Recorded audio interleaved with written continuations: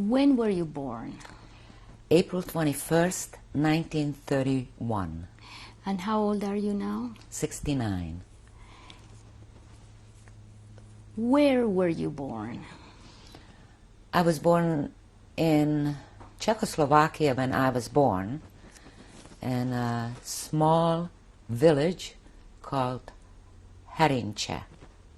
What was the closest big city? My grandmother lived there, and I was born there, but actually we lived in a town called Chust, Chuszt. That's really my hometown, other than the birthplace. So your name at the time of the war was? My name was Chajmovitz. Could you spell that? Chajmovitz. What were the names of your parents? My mother's name was Piri, P-I-R-I, Rosner Chajmovitz. My father was Ignaz Chajmovitz. Did you have any siblings? I had two brothers, Maxim on his birth certificate, we called him Moshe. He was born in 1929, and I had a younger brother, Litu, L-I-T-U, who was born in 1936. My father was, first and foremost, a businessman, so everybody described him as such.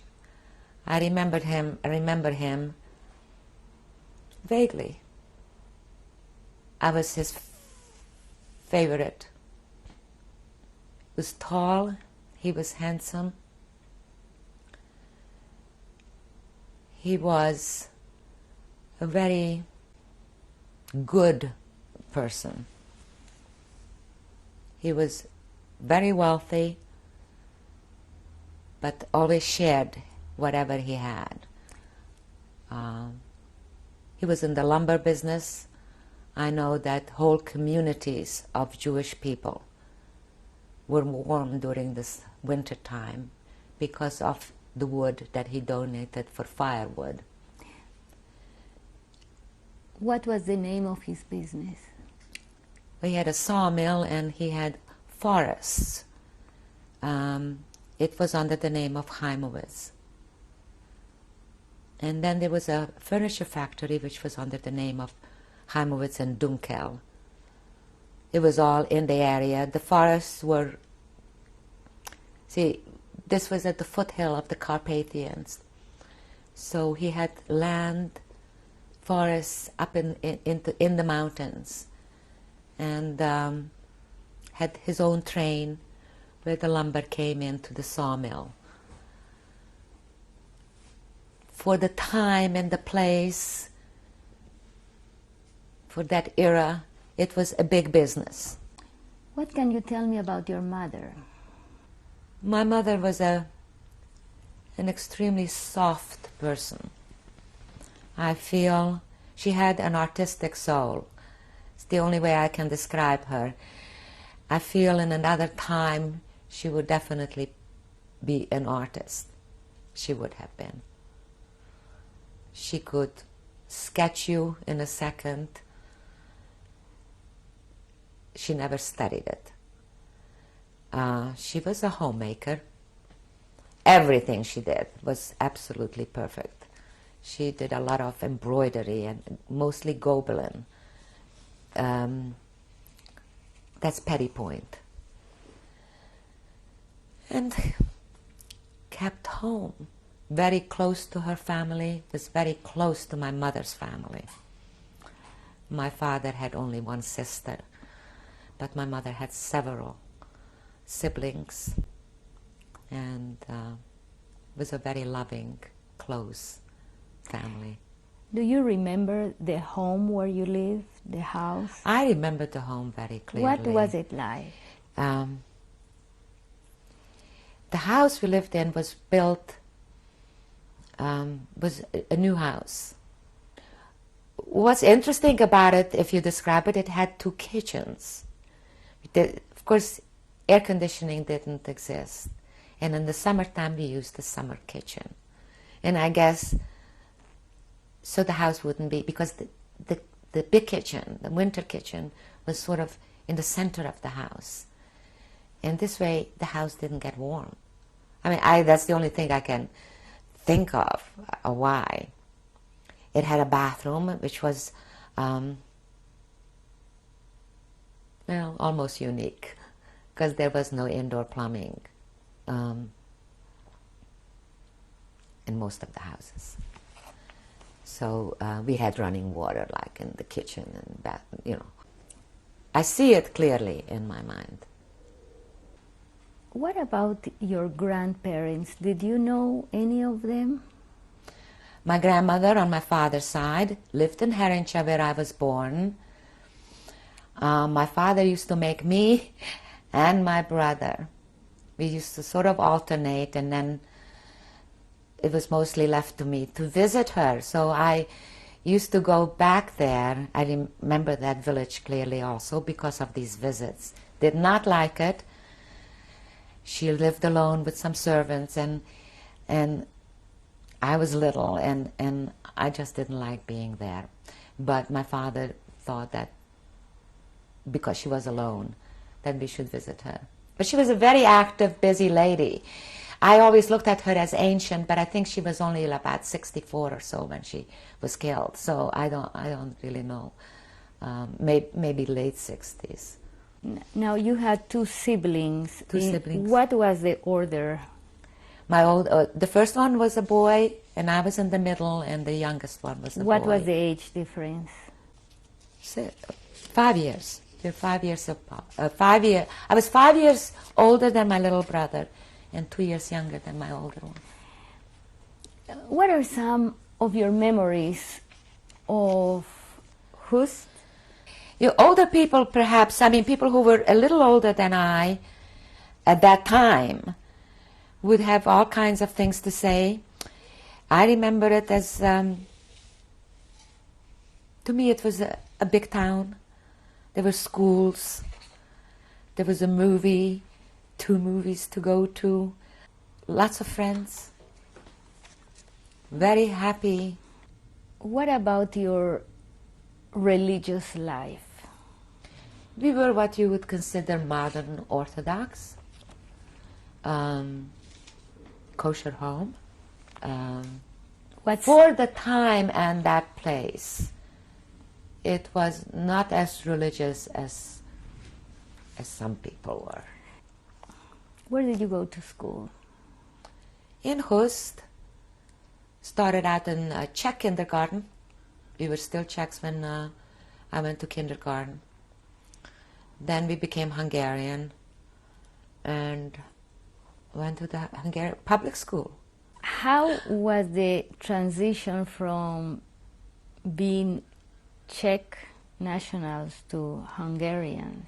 My whole childhood was always, something always happened, like the Czech-Hungarian transition.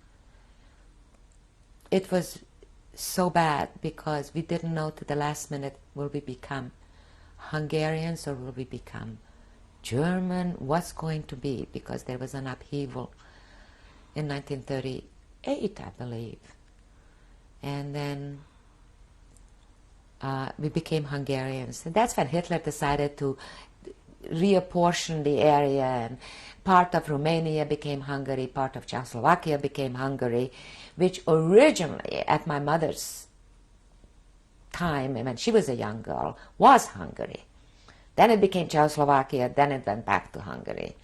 So without us moving, we were always exposed to all these languages and to all the different cultures.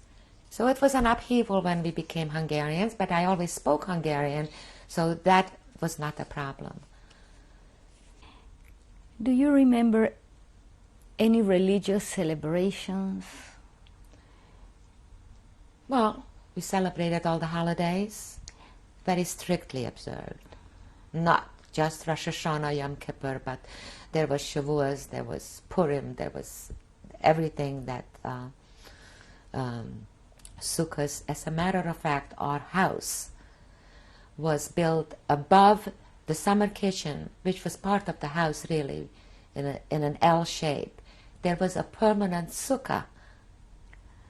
The roof opened during Sukkot, and that was our sukkah.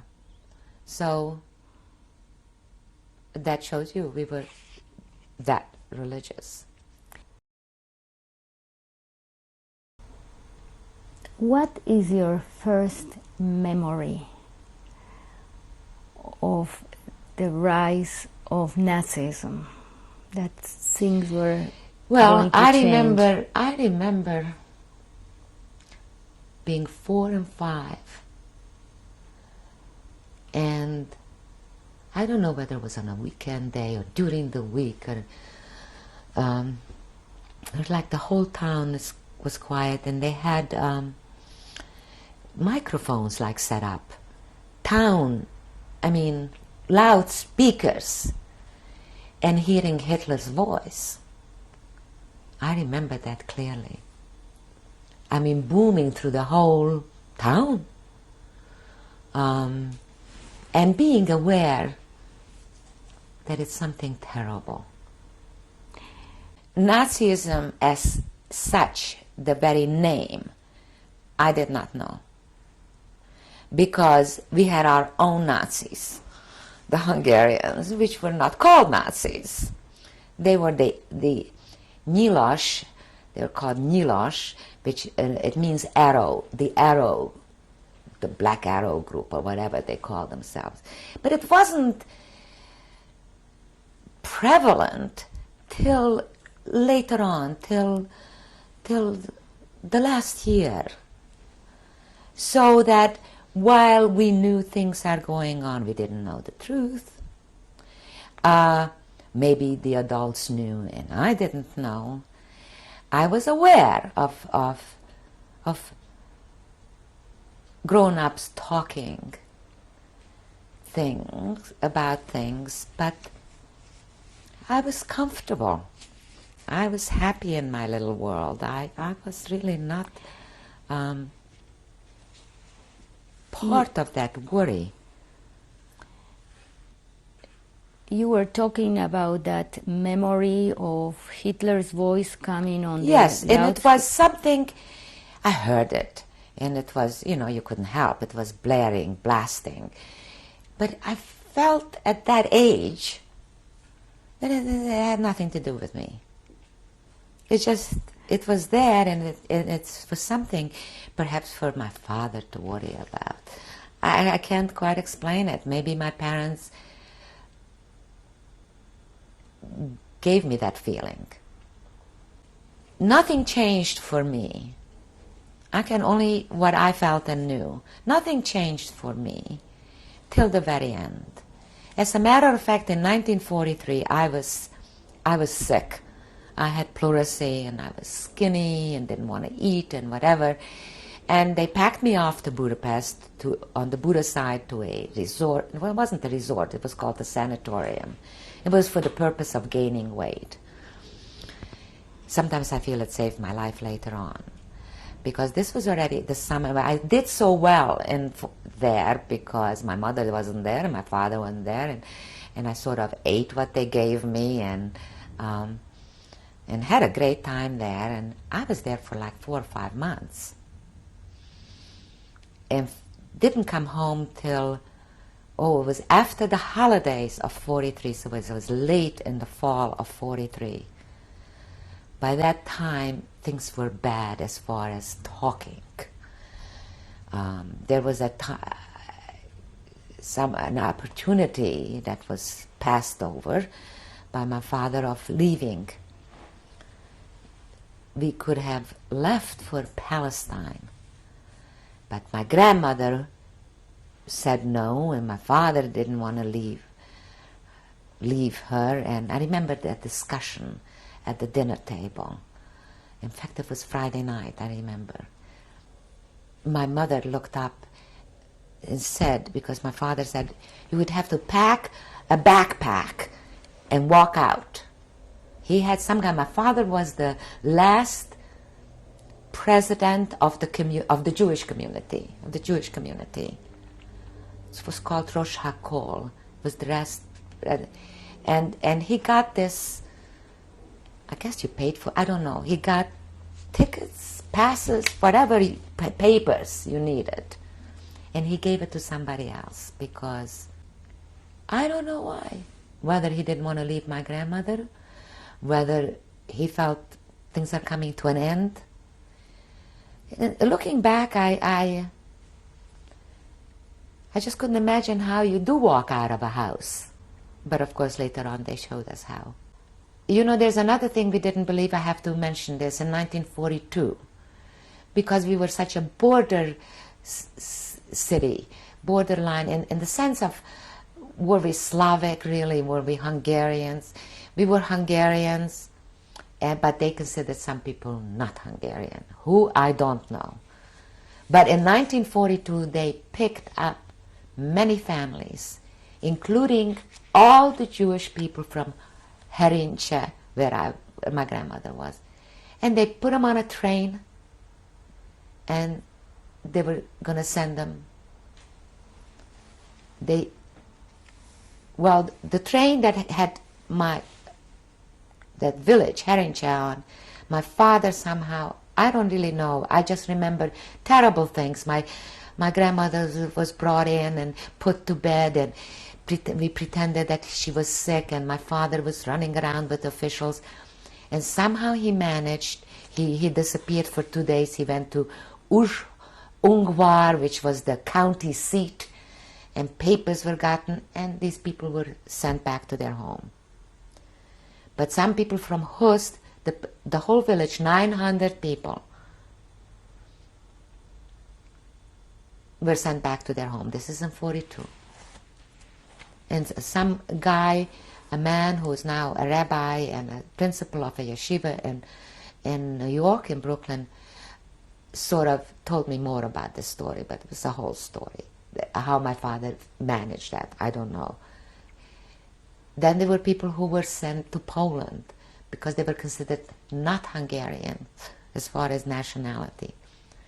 Some of those started to come back. Somehow they managed not to be killed and told stories that people didn't believe, I guess. You know, they started in 42 and came back to Hust. I know there were houses that were empty because those Jewish people were deported in 42 to Poland. And here and there somebody came back with a horrendous story, how they were lined up, shot in front of graves. And I don't know what the adults were thinking. I don't know what they were waiting for. But that's what happened in 42. And nothing happened to us till 44. Before that, there were things, you know, that the Germans were coming into Budapest and they were marching towards us, and they're going, these were already the Germans, these were Nazis, and they were coming. Passover,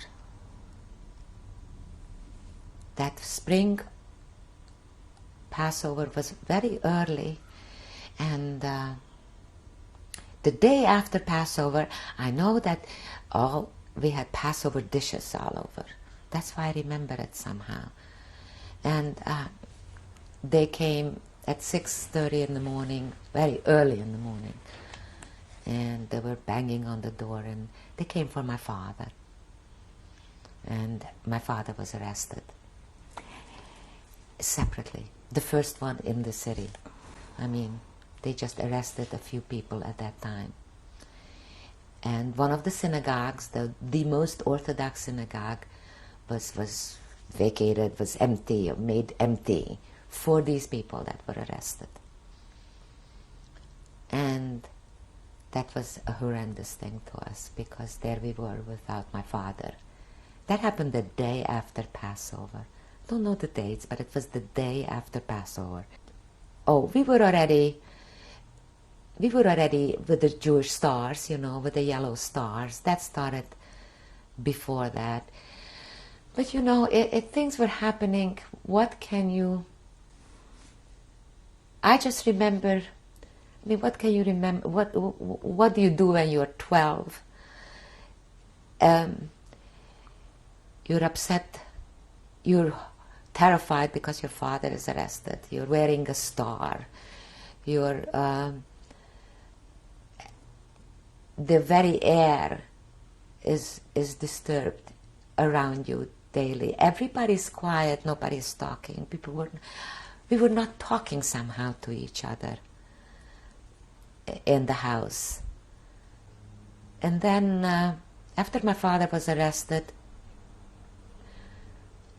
before that they wanted to make him into this official, and he said no. There were 4 people picked as representing the community to talk to the Germans, and my father said no, because he arranged a bunker for us in the forest. We were going to run there, hide there. Anyway, there was not time for any of that. We just had no time. He was arrested, and within that week they came for the rest of us, and we were taken to that synagogue which we attended. Could you tell me about the moment when they came for you? Well, they didn't. I know we had time to pack things, to So I don't know how we were notified. I think they sort of sectioned off the city into different sections and, vacated section by section. One section they designated as a ghetto. So we were not leaving the city like that. We were leaving it to go to a different area. And in that house, there were 5 girls in one room, and other several families were put in one house in this ghetto. In the interim, we were gathered in the synagogue, from the home to the synagogue. But I know we had time to pack, because we packed. So it isn't that somebody came in and said, get out. So I know that there was some kind of a plan in this packing.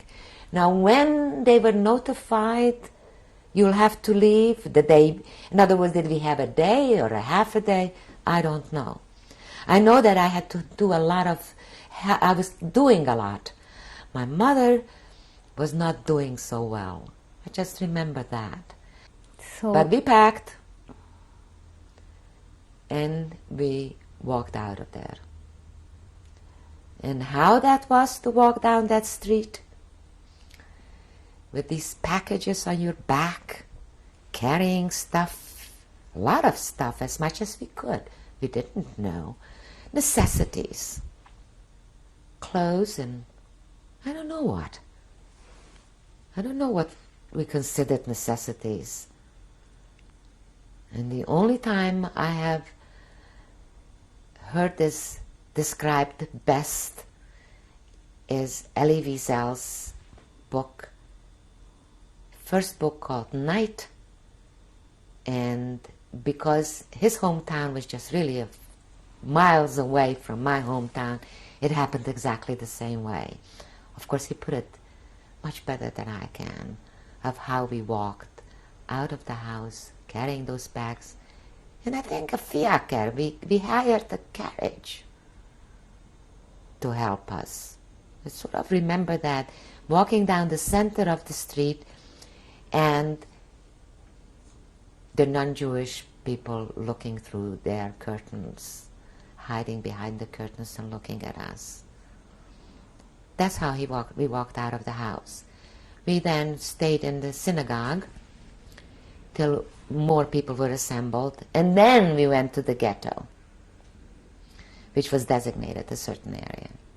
We were there for 5 weeks, 6 weeks, 5-6 weeks.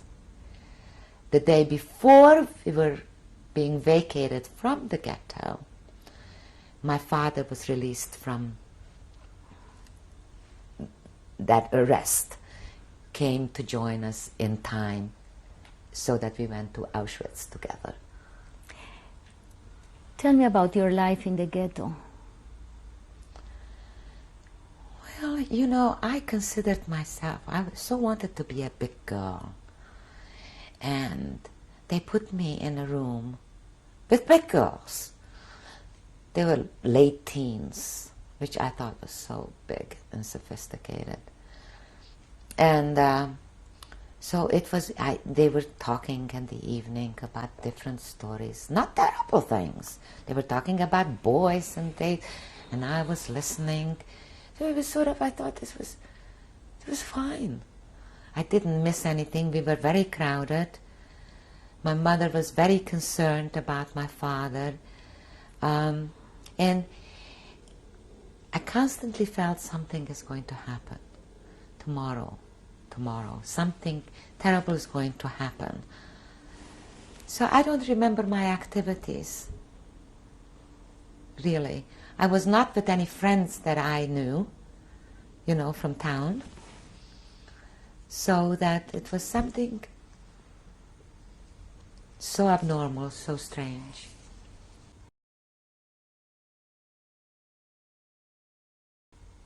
When did you leave the ghetto? Well, as I said, we left. We were there for about 5-6 weeks. And then they started to evacuate the town. In transports. I believe we were the second transport. They just, one morning, it was time to go. And then you left everything behind except for what you carried on your back. I know we had a lot of money with us, in dollars. My father showed me $100 bill. And I remember, and he told me approximately at that time the value of $100 in the Hungarian money. And I remember saying, it's so little, because our paper money was larger, and every, the 10 was pink, and the 100 was green, and it was different colors. Whereas my father told me that this is American money in dollars. And this is the size, and it's all green, and we had that put in bread, sewn in clothes. I mean, it was just all over the place. When exactly, I was never part of putting it away, or you know, I was told you have it and where it is. But when it happened, I don't know. My mother did it, my father did it, maybe my older brother was involved time, but I wasn't. And we left it. There was a brick factory, and we went to the brick factory, and there they put us on trains. What do you remember about the train ride? I think we were on the train for 3 days. I have thought about this because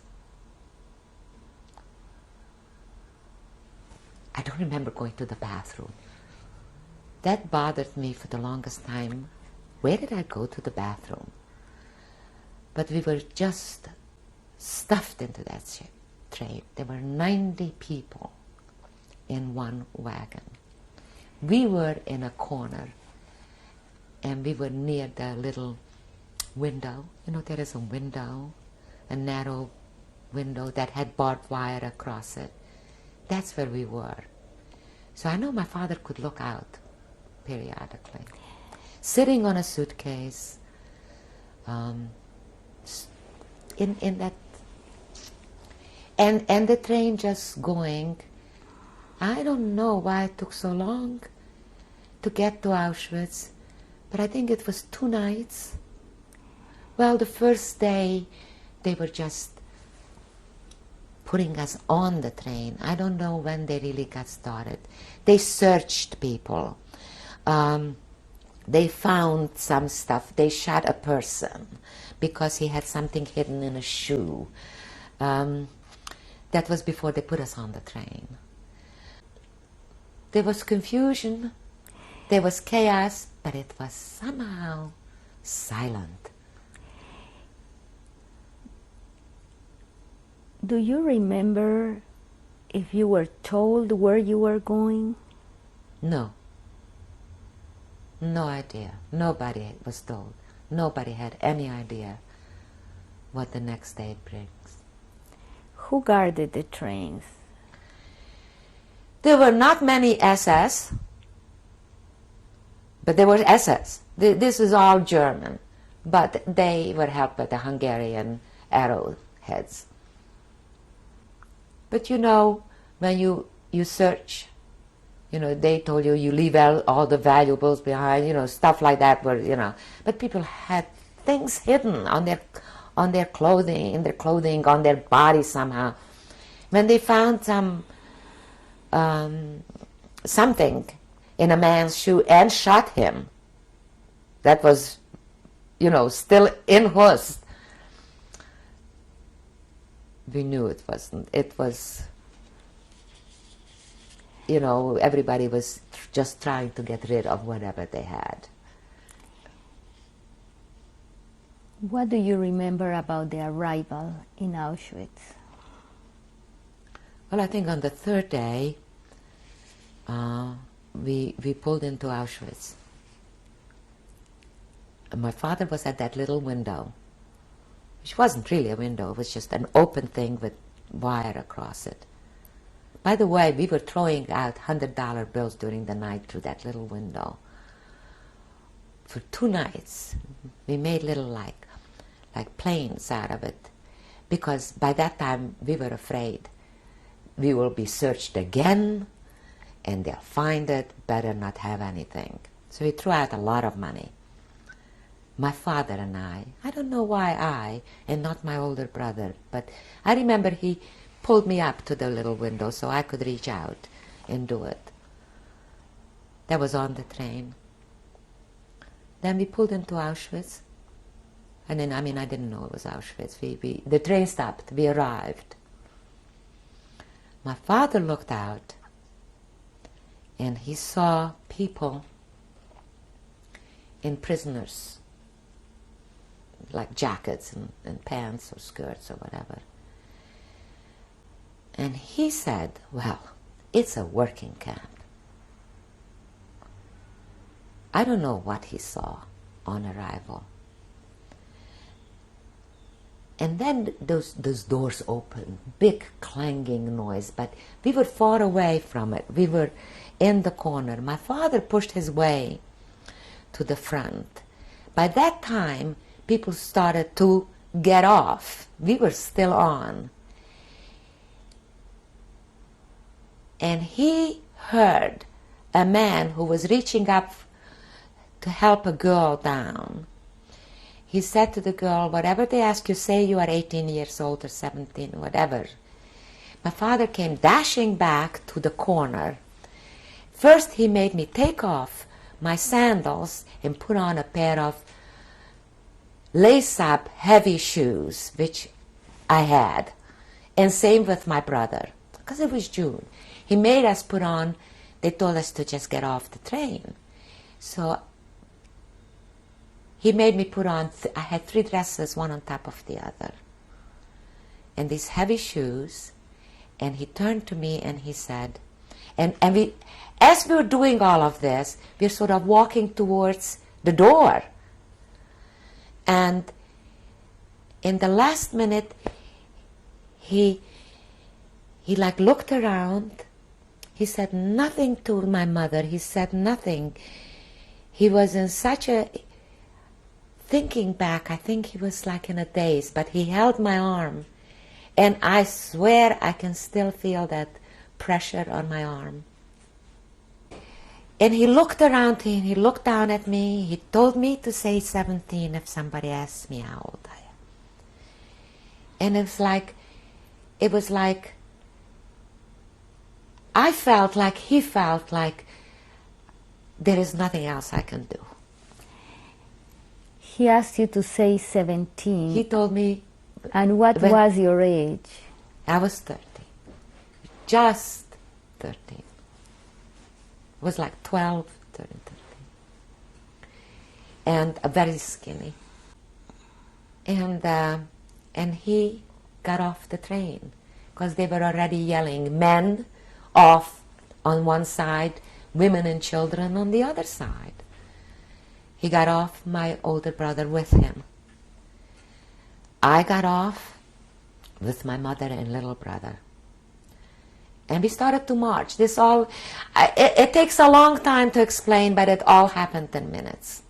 It all happened in minutes. We got off and we started to march towards something. We didn't know where. My grandmother on my father's side and my aunt, my father's sister, were there with us. They were right behind us. I was walking, holding my mother on one side, and she was holding my little brother on the other side.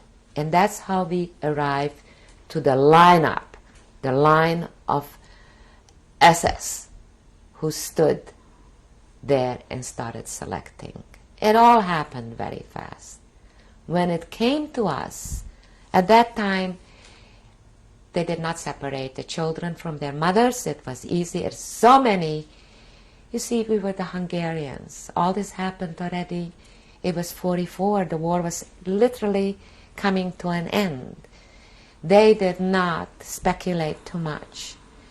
They did not want to cause the chaos that you cause when you separate mothers from small children. Thousands upon thousands of people were arriving to Auschwitz every single day. So when we came, I think it was Mengele who was standing there with some soldiers, other officers flanking him, facing us. When we got to him, he had a stick and he just said left, right. And I felt that this stick came between my mother and me, and I was sent to the right side, and my mother started to walk to the left side. And I just couldn't believe that was happening. So I just turned around and I followed my mother, not knowing that she was heading to the gas chamber. But I just walked after my mother. And one of the soldiers came after me. It was maybe 2-3 steps, but came after me, pulled me back to the center guy who was doing the selection. And that guy looked down at me and said, "How old are you?" And I said, 17. I said 17 because my father said, "You say 17." And he put me to the right side. And again, I was going after my mother. And he shoved me to the right side. And I looked back, and my mother was already, I don't know, 15 feet away or a distance, but I saw her. She turned around, she didn't say anything. She was holding my little brother's hand, and with her eyes, she said to me, like, "It's okay, stay there." And then she turned around, and somebody yelled, "Mrs. Chajmovitz," a lady by the name of Mrs. Haber. She was separated from her little boy, who was 9 years old. And she said, "Please, Piri, take his hand." And that's the last I saw. My mother took that child's hand, and she was walking with these 2 little boys to the gas chamber. As I said, it takes long to explain, but this all happened in minutes. Why did the other woman ask your mother to take her Well, child? because they took the child away alone. And they shoved her with her daughter, who was a year older than I and my friend, to the right side. So she yelled, she saw my mother going. So she yelled to my mother, take his hand. What makes you think that the officer you saw was actually Mengele? Well, he was the main selector. I mean, he was around there all the time. I later saw him many times. I stood in front of him many times. I think it was. I am not positive that one time, because we did not know there was such a person as Mengele. We named him when we saw Mengele, you know, later on. So I think it was Mengele, but there were several people. Two of them were soldiers, but two of them were more than soldiers and officers like. Was anyone given a tattoo when they arrived there? Well, I never was tattooed. I am not tattooed. We arrived, we were selected, we were taken to the showers. Before that, we were in this hallway where there were women who were prisoners, but they were there already for some time. Most of these women, I think, were Slovakians. But they were shaving. They shaved off our hair totally. First of all, you got undressed, and you left all your clothing someplace, except for the shoes. You held on to your shoes. That was in one room. From there you went through a hall to another room. There you sat on benches where they shaved you. You were told to hold on to your shoes. And so I held on to my shoes. It never occurred to me when I looked down at those shoes how wise my father was to make me put down those shoes, because I didn't wear them on the train. And they shaved off my hair. And then we went through some kind of what they call delousing. I don't know whether they sprayed us or we showered, but I know that they sprayed the shoes. I mean, it was also mechanical, and you went through from one step to the next, and the last room they threw a dress at you. I got this long dress that came practically to my ankles. It was just a dress, somebody's dress, and a pair of panties, I think they drew. Woolen panties. I remember they were like, I felt like it was hand knitted, but they were underpants. That's what I got. And we got out on the other side and lined up. And we looked at each other. Mostly we didn't recognize each other. I should add that my aunt, Ida, was at this point with me. Because right after I was selected with my mother, when I was still with my mother, she was behind us. And of course they took my grandmother to the left side and her to the right side. So she was with me. And we were together from that, time. She was my father's sister. She was a married woman, but childless, and was at home when this all happened, because they took her husband the year before into forced labor camp. So she was alone and came home to her mother. That's why she was with us when we were taken. So I was there with Ida. As I said, we looked at each other. I suddenly didn't.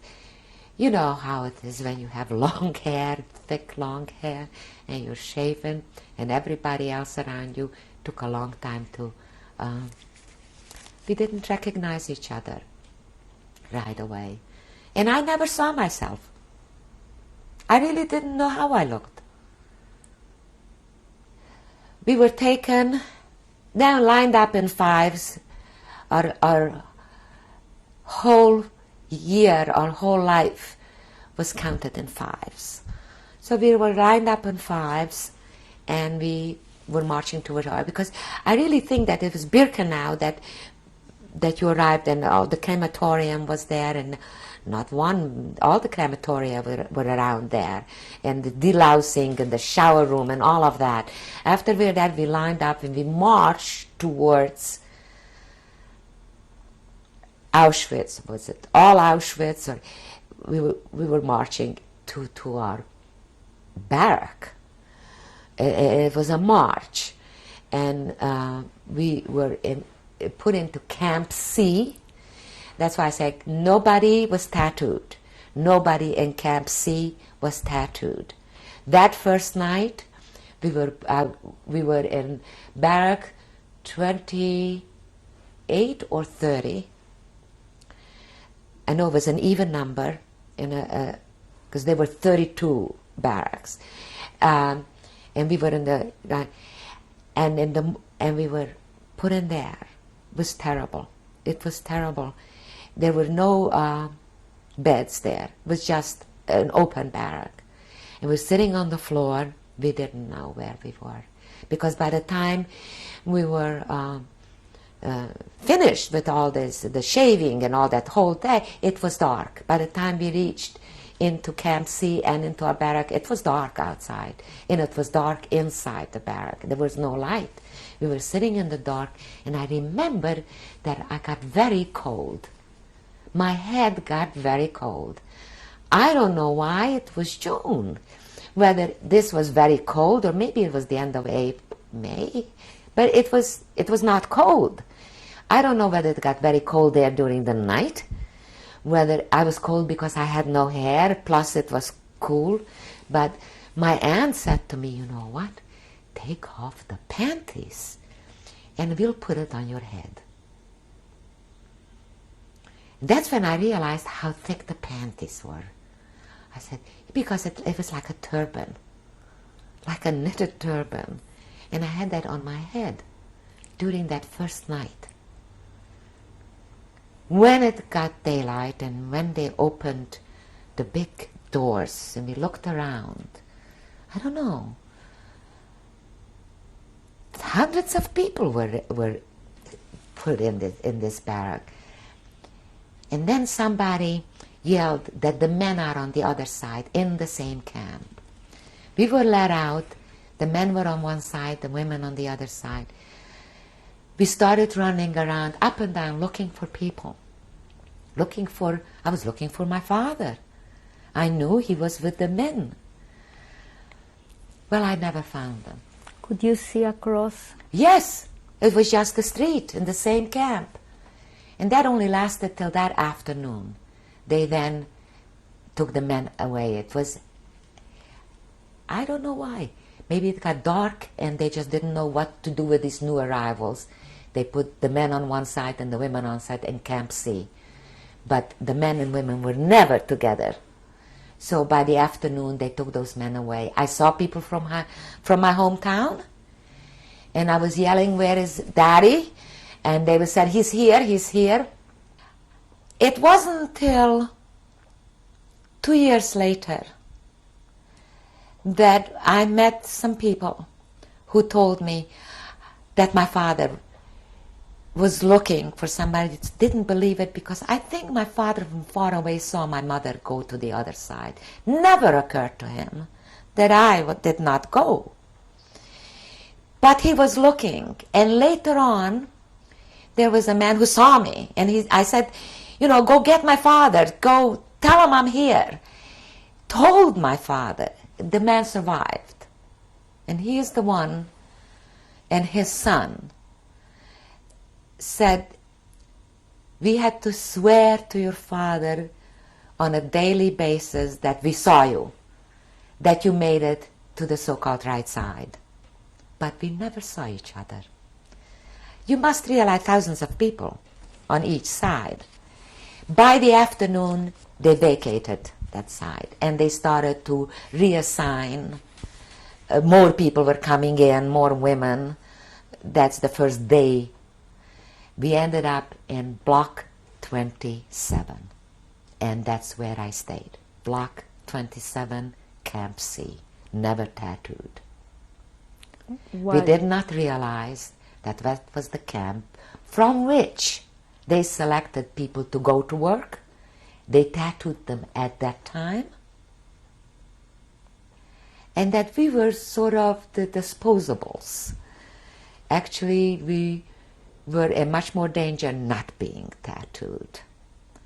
Because those, when they selected, they started to select the people that look good, tall, I don't know, whatever they were looking for, strong. And then you were left behind, and then you were left behind. And the more you were left behind, the more in danger you were of being sent to the gas chamber. So that was Camp C. Camp C, I was in Camp C for 5 months. We did nothing in Camp C as far as work goes. We were lined up on a daily basis. We were counted and counted and counted. And selected and selected and selected. A day in Auschwitz was getting out. By the way, Block 27 had beds. Well, they were beds. They were 3-tiered planks. They're just wooden planks put together. There were 12 on each bed. 6 heads facing 6 heads with the feet, the legs actually overlapping. You could only sleep on one side. If you wanted to turn, 6 people had to turn to the other side. I was always on the top deck because I had this fear that the thing is going to fall down, and that those people will fall down on top of you. So we were always on, my Aunt Ida and I. And I was always the first one. She made sure of that. And she somehow, I don't know, but occasionally she pushed, I'm ashamed to say, enough so that I could lie down on my back a little bit.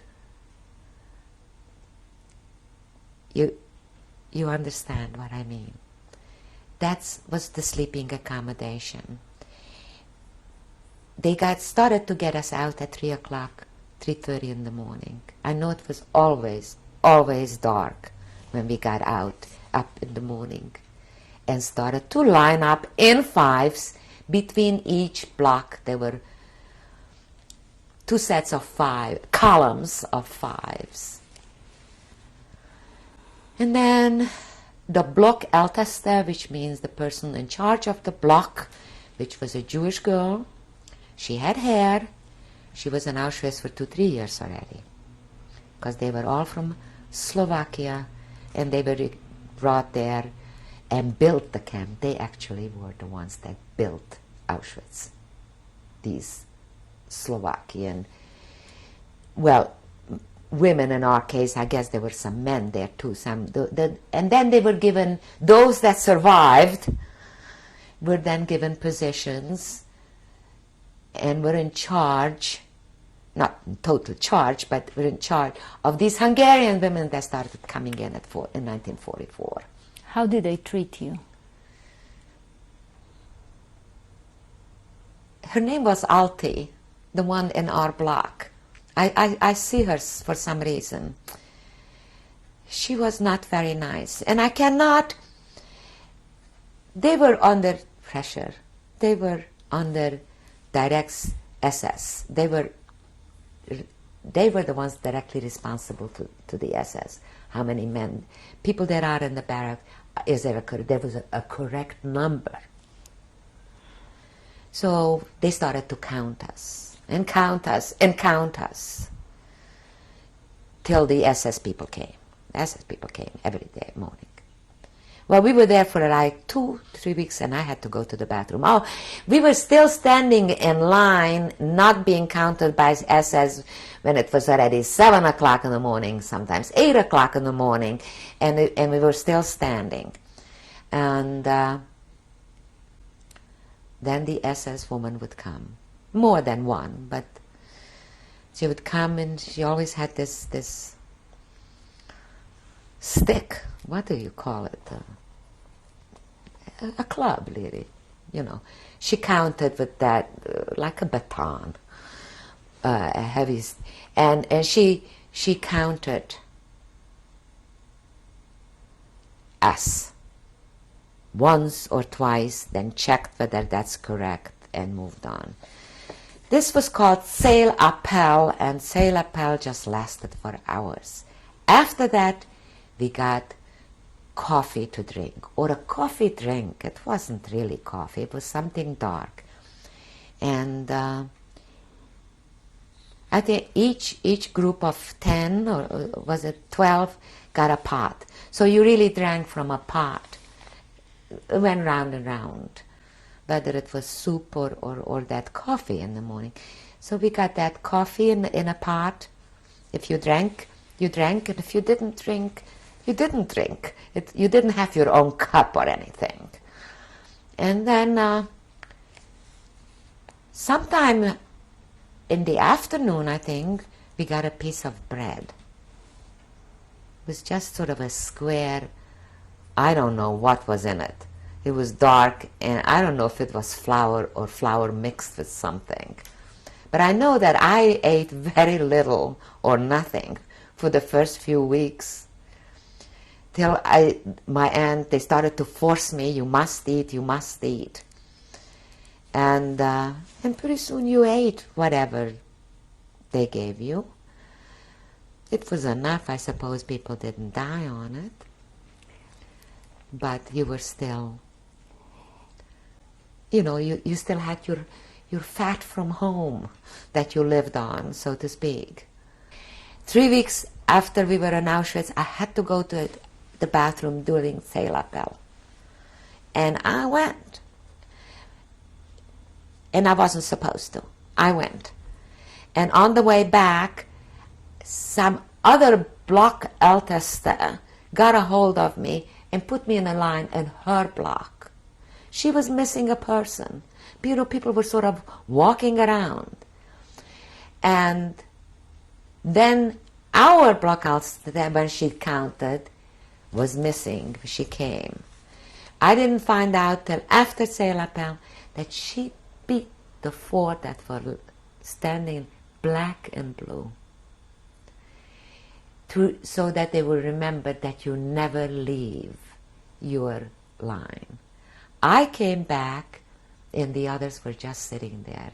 The 4 was Ida, a cousin of my mother's, Bertha Müller, and her daughter, my second cousin, Lily Müller. We were made up the 4. Lily was a couple years older than I, but she was smaller than I. And we were the 5. She beat them up. So I never left the line again, and never... I remember that day because it was so horrible. One day, I guess I already had some hair. We were there maybe 3 months. The camp next to us was the so-called Czech camp. It was Camp B. We were separated only by electric wire. So we could see everybody in Camp B. It was a so-called Czech camp. There were women and children there. We kept on looking at them because there were small children there, dressed in their own clothing, which already looked different, with hair. Well, apparently these were people from Theresienstadt. They kept on coming there to Camp B. We did not communicate. We were separated by electric wires. And one night, there was a Blocksperre, which means they locked us into the blocks. And I remember that was a night also to remember for the rest of your life. The noise of trucks coming and going and coming and going. And what we didn't know till the next morning, they were evacuating the Czech camp. But all night long, as they were put on these trucks, there were thousands in that camp, as they were putting people on the trucks, as they were moving out, and they knew that they were going to the gas chamber, they sang the Hebrew national anthem and the Czech national anthem. And it went on all night long. And in the morning, when we got out there wasn't a soul in Camp B. There just was nobody there. And I think that everybody who was in Camp C and lived through that night remembers that night of listening to the trucks and the Czech national anthem and the Hatikva all night long. The camp was empty for one day, and the day after, people started to come in, new people, prisoners already, clean-shaven.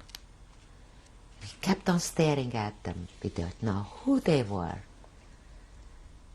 3 days later, the camp was full, Camp B.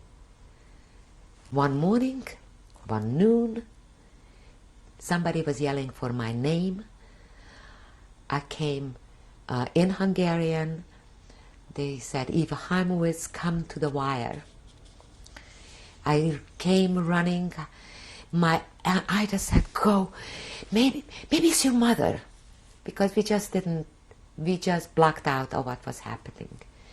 And I was running to the wire, and there was 3 sisters, my cousins, the singer girls. And on the ground, there was my cousin Helen. She was clean-shaven and she was dusty. And she couldn't, when she saw me, she couldn't speak. And her tears were running down her face. And it left streaks because her face was dusty. And then Muncie, that was Helen, and Muncie, her sister, said, Eva.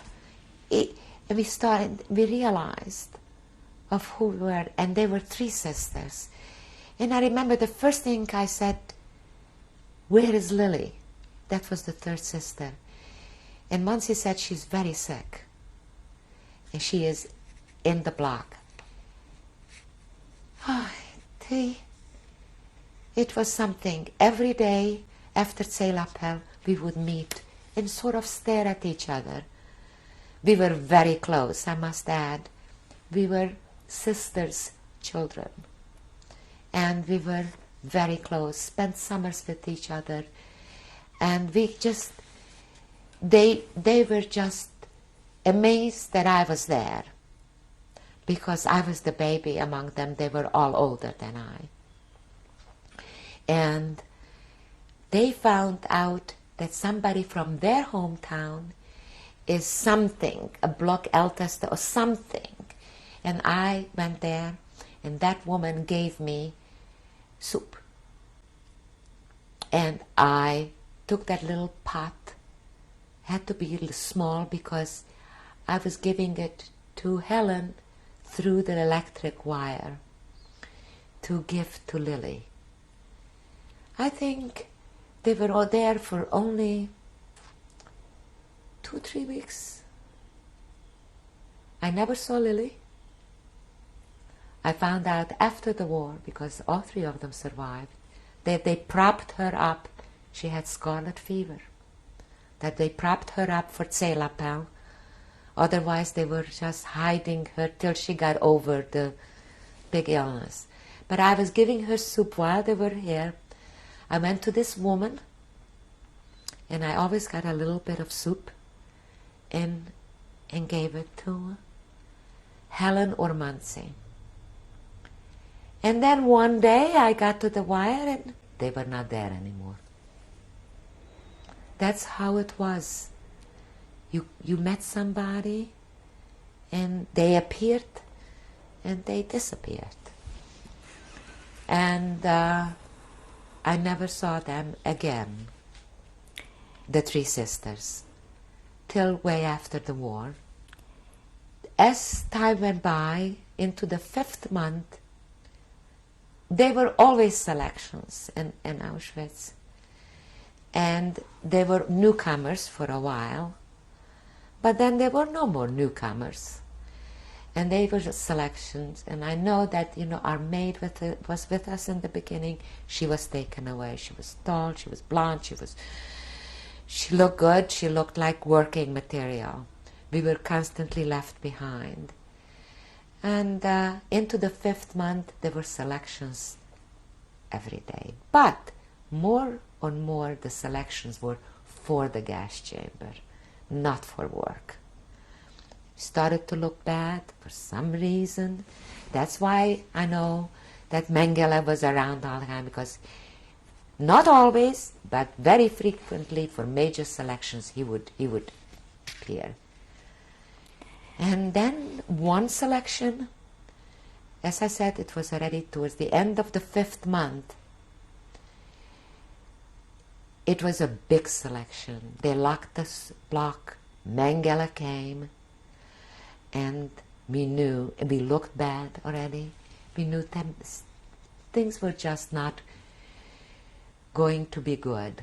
My Aunt Ida decided that we should not be together. We always, just before selection, we were speculating, should we stand together? Maybe we will stay together. But when you stand together, they purposely separate you. So we just never knew. And my Aunt Ida decided that I should be 4 or 5 people ahead of her, because she then decided that she will go wherever I was taken. Because by that time we realized that I look pretty bad, that I will be going to the left side. And she just didn't want to be. She felt that she is going to save me for her brother, the child of her brothers. And so anyway, Mengele came, and the middle of the barrack had like a chimney that separated the two sides. We all came to one side and then started to file to the end where Mengele was standing with 2 guys, and you were taken out if you didn't look good. We didn't know why he was selecting. And I was coming to the end, and you were always naked. I held my shoes, still my own shoes, in my left hand, and my clothing, or maybe it was the other one. One hand had the shoes, and one hand had the clothing. And I got to Mengele, and as I was approaching, there were like 2 people ahead of me. He was talking to his 2 fellows, laughing, chatting, and occasionally looking over. And the whole thing was an arbitrary thing of Hugen. And 2 people before me sort of went to the right side without him hardly looking down. And I said, oh, and I was like after them. I don't know. And suddenly I felt his hand. He stopped me. And in that second, I straightened out. I don't know what made me do it, but I looked up into his face. Now, I don't know how tall Mengele was, but I know that I looked, because I was very little compared. I looked up into his face. I don't know why that it appealed to him, because he felt my shoulders straightening up and me sort of making myself taller. And he turned me to the left and he turned me to the right. It took less than a minute. And when I looked up, there was this smirk, this half smile on his face. And I just felt that at that second I did the right thing. I don't know, because I went to the right side. Now there were people already on the right side looking. And they told me, they also told me, they were watching this. They thought, this is it for Eva. My aunt was watching this. But I went to the right side, and I so could not believe it after that thing that I dove into the crowd already on the right side. I felt he's going to change his mind. And by the time I turned around with people already in front of me, Ida was going to the left side. They took her away. And from that moment on, I was on my own. Well, I was on my own before, until that too, but I mean, she did. But you know, Ida used to save a piece of bread, of her bread, for me to eat in addition. She was hoarding bread in Auschwitz. She always had this little sack in case I will want it. And the only way she had it is she ate half of what was given to her. And then they took Ida away. That day I remember clearly. I then attached myself to Mrs. Haber, whose little boy went to the gas chamber with my mother. And she and her daughter Olga, who was my friend at home, were made 3, and I don't know, 2 other people were the 5s from that moment on. But it was just for a short time, because 2-3 weeks after that, I left Auschwitz. At the time you faced Mengele, what did you know about him? I almost feel like you didn't have to know a thing about him, because when you heard Mengele, your heart stopped beating. I don't mean me. That was the camp. Selection, Mengele is coming, because there were other selections. And when Mengele didn't come, it was what he did. I didn't know what he did. I knew that Mengele came, it was terrible. And Mengele did bad things. Mengele collected twins, because we already knew that. Because the day we arrived, they were looking for twins. That meant for Mengele. Mengele was a presence, and they a used name his in our life that was present in Auschwitz. You lived with this fear called Mengele. You knew how he looked. You knew when he was coming. What did you know about crematoria? Well, we did not. I cannot say, I shouldn't say we, I should say I. It was too much for me to believe that they were burning people. And I just sort of did not want to know about that. It was difficult because I could smell it. I could smell burning flesh. There is no other smell like it. And it was pervasive. And it was constant because, as I said, between June and in the end of August, or maybe May and August, May and August, they killed 400,000 Hungarian Jews. I think all of them came through Auschwitz. The logistics of it boggles the mind. So these people were burning day and night. By that time the gas chambers were, we didn't know that, but in the last year the gas chambers were huge. They became extremely efficient.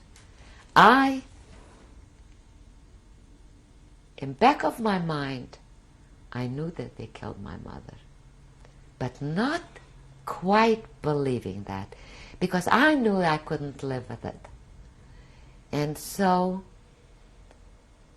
unconsciously, you certainly don't make up your mind not to feel, but I just felt that I'm going to see her someday.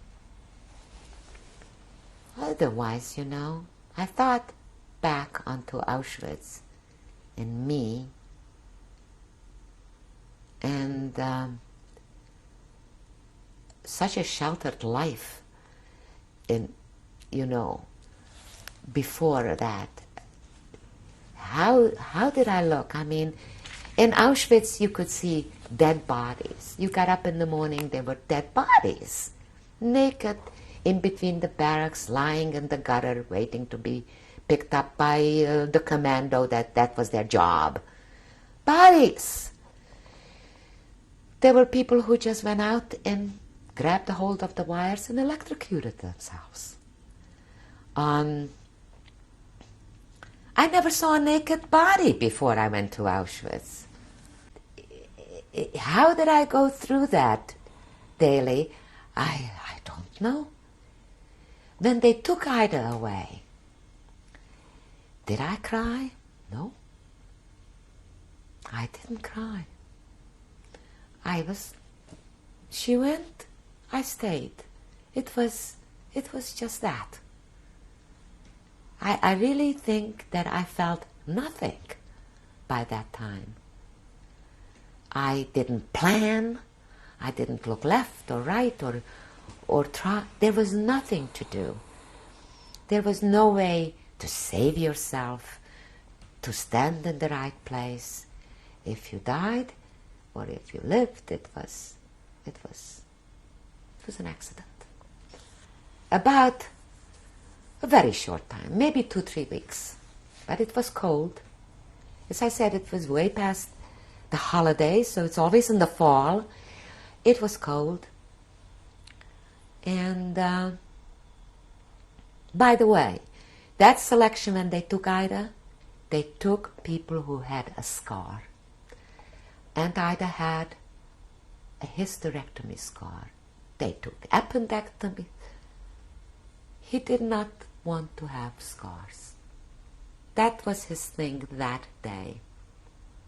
And Ida had a hysterectomy scar. Now my Aunt Anda, who I thought at that time was old, was 35. Maybe she was 34. She was tall, she was beautiful. Blonde, blue-eyed, strong-looking woman who had a hysterectomy scar. That's why she always planned for me, thinking, I'm making it, I'm strong, I'm big. And she was killed for that scar. So that was also a selection. Maybe he had nothing to do that day. I don't know. But things were happening. We didn't know. The war was coming to an end. It was what they were trying to do is to evacuate Auschwitz. And there were selections and selections. I mean, always. Hey, you made it, you made it. You never made it out to work. You were left behind. You were left behind. About 2-3 weeks after Ida was taken, a big thing was happening. A whole division of soldiers came, SS. they locked up every barrack. It started early in the morning. Then they took, see, the barracks faced each other. Even numbers on one side, odd numbers on the other side. It's sort of a street in the middle. If you have ever seen a picture of Auschwitz, you sort of picture this. They took all the barracks on one side, put them into the other side. Each barrack then held 2 barracks full. And we got undressed and locked up everything. And then we stood there. There was no place to sit. There were now 2,000 women in one barrack. And all day long, I don't know, we were just waiting. Because we were in the end, I mean, from 27, I guess we went into 28. What they did is barrack by barrack, they opened the barrack. They then, these soldiers held hands and sort of made up a gauntlet. On each side, they made a little tunnel for you. Now, who stood on the end, I don't know. Whether it was Mengele or somebody else in command, because we were locked up, we knew nothing. As the barracks were done, they came to the next one. They opened the barracks and we started naked, run from 28 to whatever was opposite you. And there were 2-3 people, as you were running, who took you out.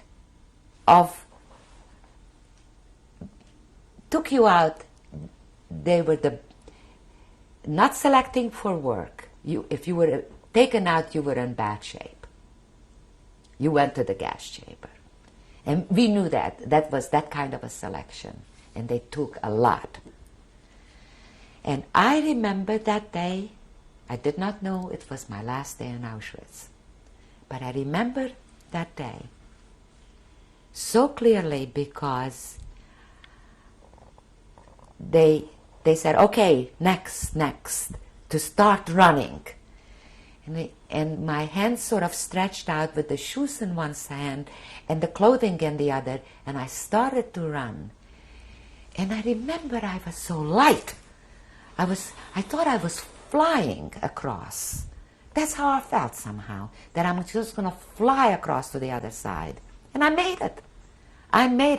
I was already very skinny, and I made it.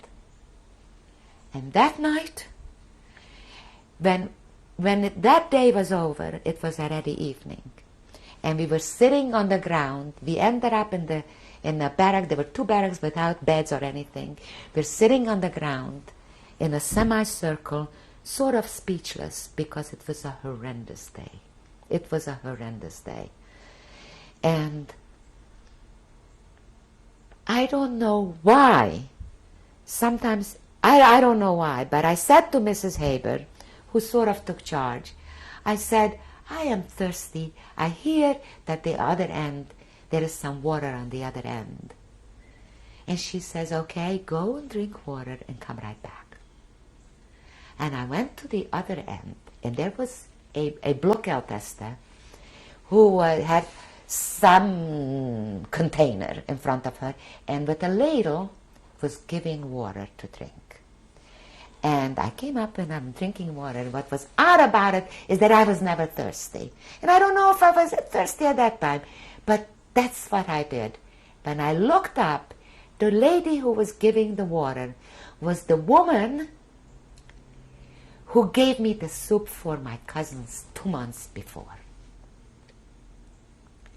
And as I'm drinking the water, the doors opened on that end, and this Germans, SS said, raus, out.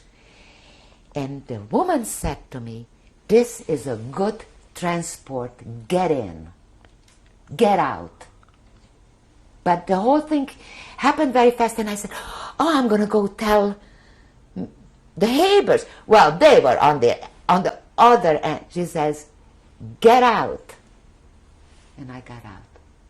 All by myself, stepped out, and immediately was put into a line of fives and taken to the disinfection area. Of course, we didn't know where we were going. Got there, they took all our clothes away, except for the shoes, and I still had my shoes. And we were standing naked all night long outside this bathhouse. And we were alternating. It was so cold that we hugged each other. And the person who was inside came out all night long. It went because the outer person was freezing. It was so cold. In the morning, we were led into this bathhouse of some kind, inspected again. That's when they looked at our body. If you had a pimple, you went to the left side.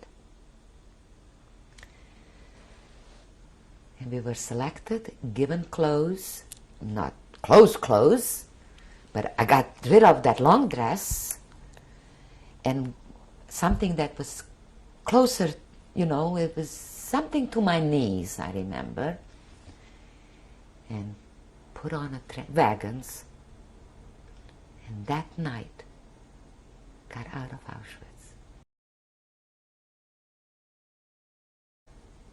I didn't know a single person around me. See, up to then, you were either with a relative, with a friend, or somebody from your hometown, or somebody you knew already. But because of the circumstances, the way I left, I didn't know a single person I ended up with in that transport. And it was a transport, and it turned out to be a good transport, in the sense of it wasn't as miserable as some of the camps were. And we were traveling, I don't know, all night and a day, whatever. Travel, the length of travel didn't mean anything as far as distance goes, because many times you went for 3 hours and then you stopped for 3 hours. So it was hard to gauge what distance you were traveling, because it wasn't really, you were on a wagon for 2 days, but that doesn't mean that you were traveling constantly or you went very far.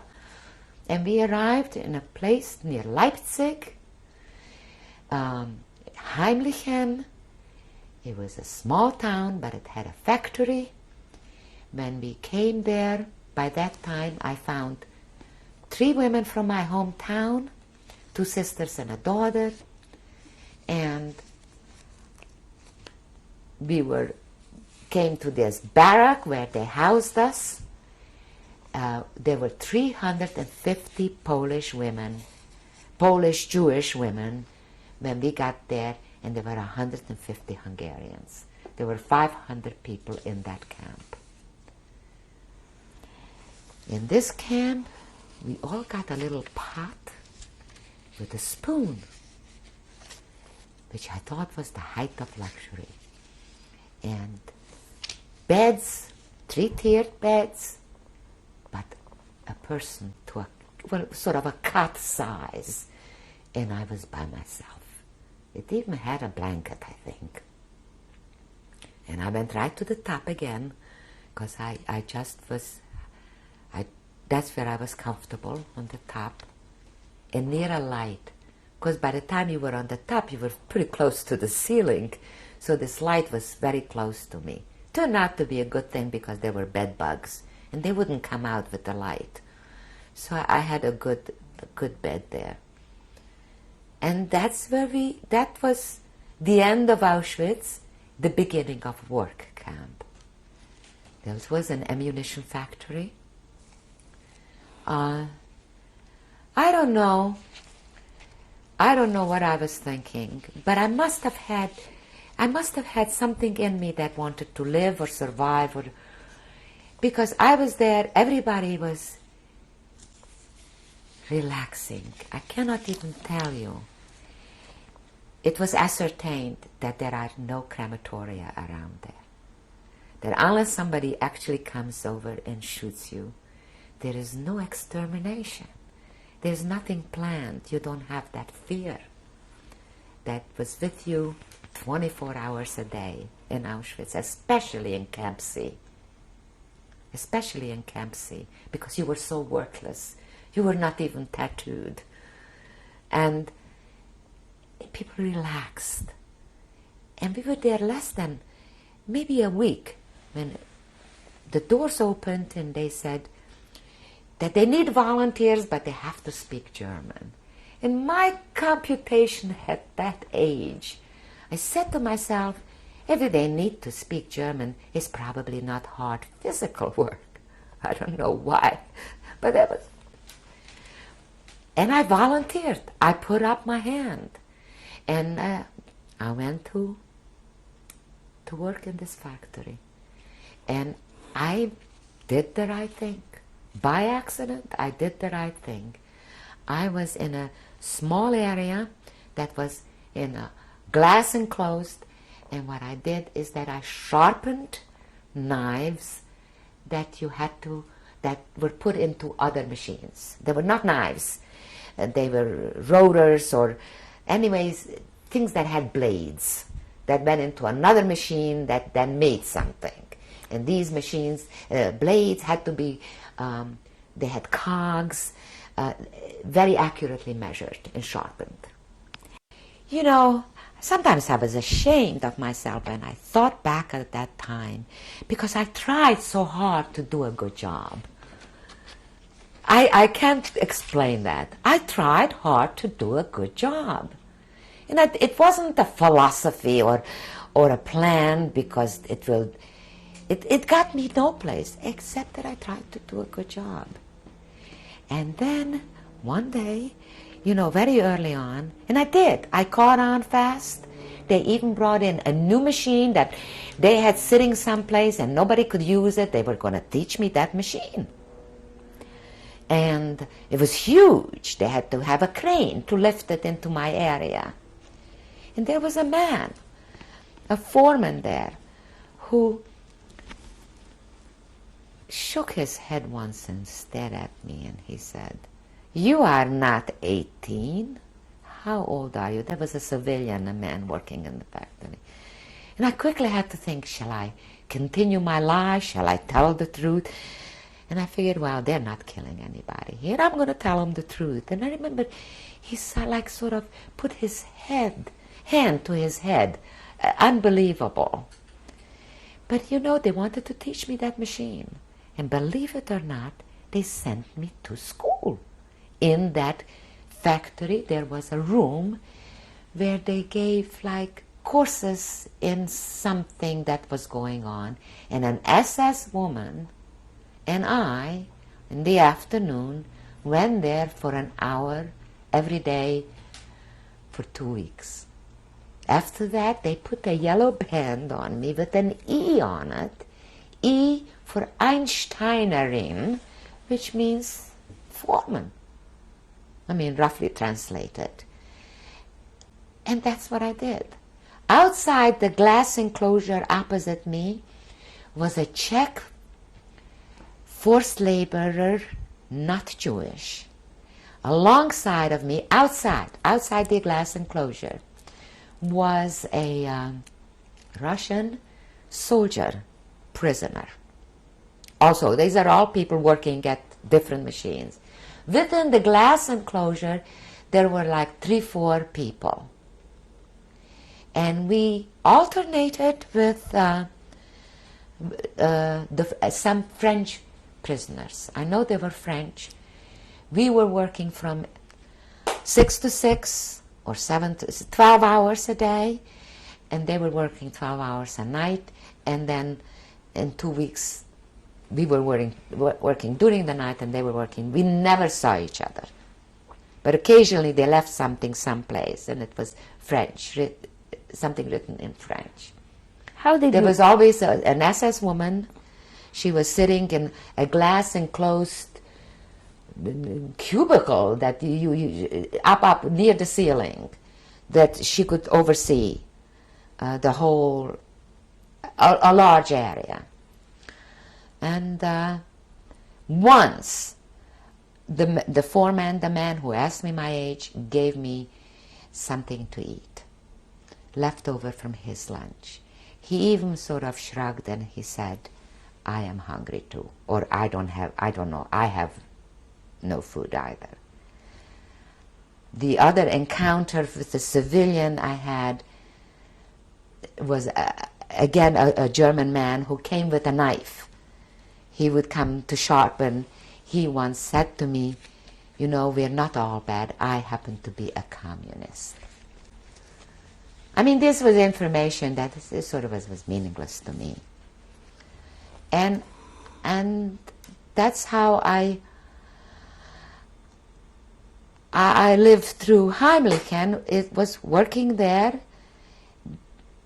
and I tried the food. We ate a little bit, okay, for like a month.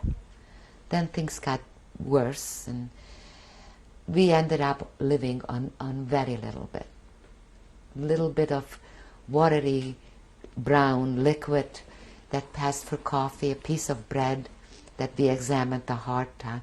It was moldy frequently. We always ate the mold first, so we'd have the big conversation after we were lined up was, how did you fare today? Did you fare well? Faring well meant maybe you got the end of a loaf of bread, because usually that was a little bit bigger than the rest, than just the plain slice, you know, the heel of the bread. If you got that, then that was a good day. And the assistant to the man who was in command was an older man, an old soldier, who was in charge of the camp, who was actually not bad, but his assistant was a woman who was vicious. Vicious, vicious. She could never count us. We were counted in the morning before we left for work. We were counted after we came back from work. She once walked behind us. She was in back of me, and I guess somebody was not in line, in the exact line. She hit me so hard in back of my head, and I didn't see it coming, so that I flew to the front and toppled the 4 people in front of me, practically, because she hit me so hard. But I went through 2-3 steps.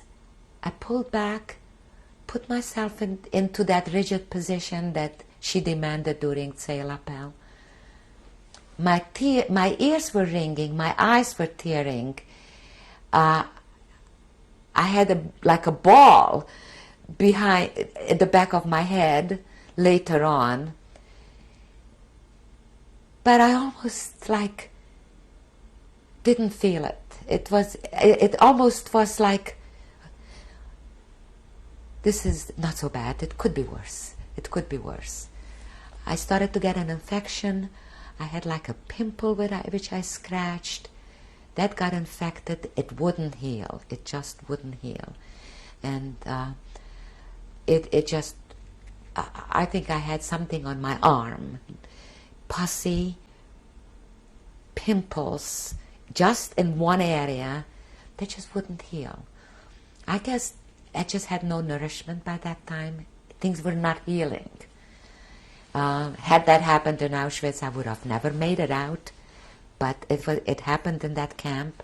I don't know how it happened, but it left a permanent scar that I have till now, like a little hole. And there was a woman there who was giving me French lessons, who like adopted me. She thought it's a good, I don't know. I was listening to ladies. The big thing was, at night when you had an hour or so, they were sitting together, they were exchanging recipes. I thought that was the most ludicrous thing. I never participated. I didn't know how to cook, so I didn't have anything to say. These women were sitting around talking about food. Food, food, food. They were so hungry, they were arguing about recipes. What to put in, what to take out, how to do it. 6, 4, I guess we were there for 5 months, living like that, only it was worse every day because they had no food, They made no bones about it. The factory was bombed. We were not allowed to go to a shelter. After Christmas, towards New Year's, they started to take us down to a shelter. We actually started to punch a clock, which we didn't in the beginning. We had a feeling they're trying to do something. They're trying to straighten out some kind of a record or something. Because we were not punching a clock when I started to work, but then I got a card with my name and we were punching a clock there. They took us to the shelter, because they not only bombed, they many times during the day, planes came low and they were shooting. And I guess that the German SS women didn't feel like staying up. So anyway, because they had to stay up with us if we did not go to the shelter. We started to go to the shelter during air raids. We were not punished physically on a daily basis per se. As I said, if you didn't do something, this woman would lash out, think nothing of it. Nobody was shot during the 5 months that I was there. And things were getting very bad. Mostly we were starving. We were simply starving and working at the same time. I was still in my shoes. My shoes started to get holes, only the soles. We marched every morning. There was a shoemaker's wife. She made soles for my shoes out of some paper, from a box, the paper. How they got that, where they got that, I have no idea. I have no idea. I was not very much, I lived in that own little world. The people around me, and this Margit Neni, and Margit, who was a French teacher from Romania, I think. From Hungary, but used to be a Romanian at one time. And she started, I used to steal pieces of paper wherever I could in the factory. And we had these pieces of paper she would write my lessons on. We did that for a while. I also started to take from the seams of my dress, I would take threads out and make patches, adorned. My dress had more little squares because I developed holes. And somebody gave me a needle I used to be very good at with my hands. And I made little squares, patches of my dress. That's how we left there. It was getting just bad. And people, one person fell down and couldn't get up. They put her into bed and then made her get up. She was limping. She didn't find out till, I don't know, a year later that she broke a hip and was limping, and things were happening. But, after Auschwitz, it was like working someplace. But very bad days were to follow. There were also started to be bombings during the night, during the day. I remember many times looking out the window and far away seeing lights, because the Russians bombed during the night. The Americans bombed during the day. And they threw down what they called this candles, Stalin candles, they called them, I think, to light up the place. So from far away we could see lit up places and bombs. And started to get happy, because it only signified that it's bound to come to an end. And then one morning, they just said, we are leaving the camp.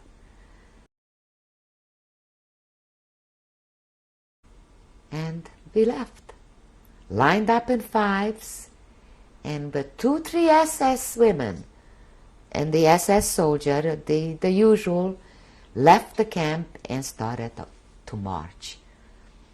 And that's when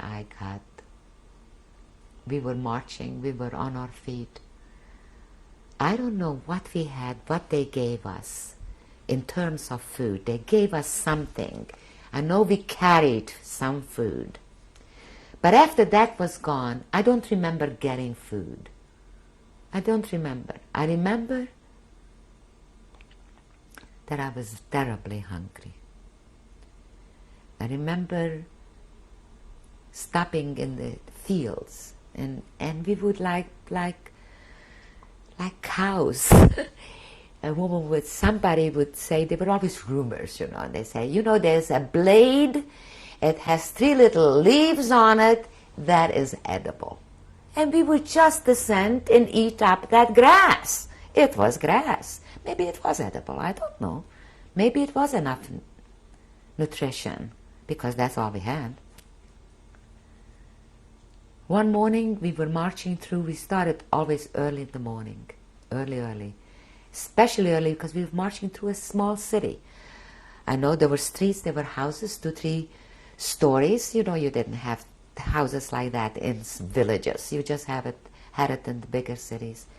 Because I even remember looking up, narrow streets, looking up and seeing faces behind curtains in those cities. And I remember saying to myself, my goodness, it's a city, people are living in houses. To me, by that time it seemed that everybody in Europe is marching in some kind of a camp. That nobody lives in a city, nobody lives in a house. That's how I thought somehow.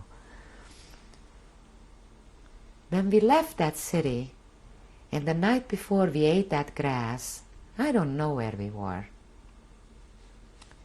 We were marching all day long. It was particularly bad. I had to go to the bathroom. We were already, it was a field. I know there was field. There was no buildings. That whatever that grass, whatever it was just not good. And I looked to the right and I looked to the right. I knew there was just no way to stop.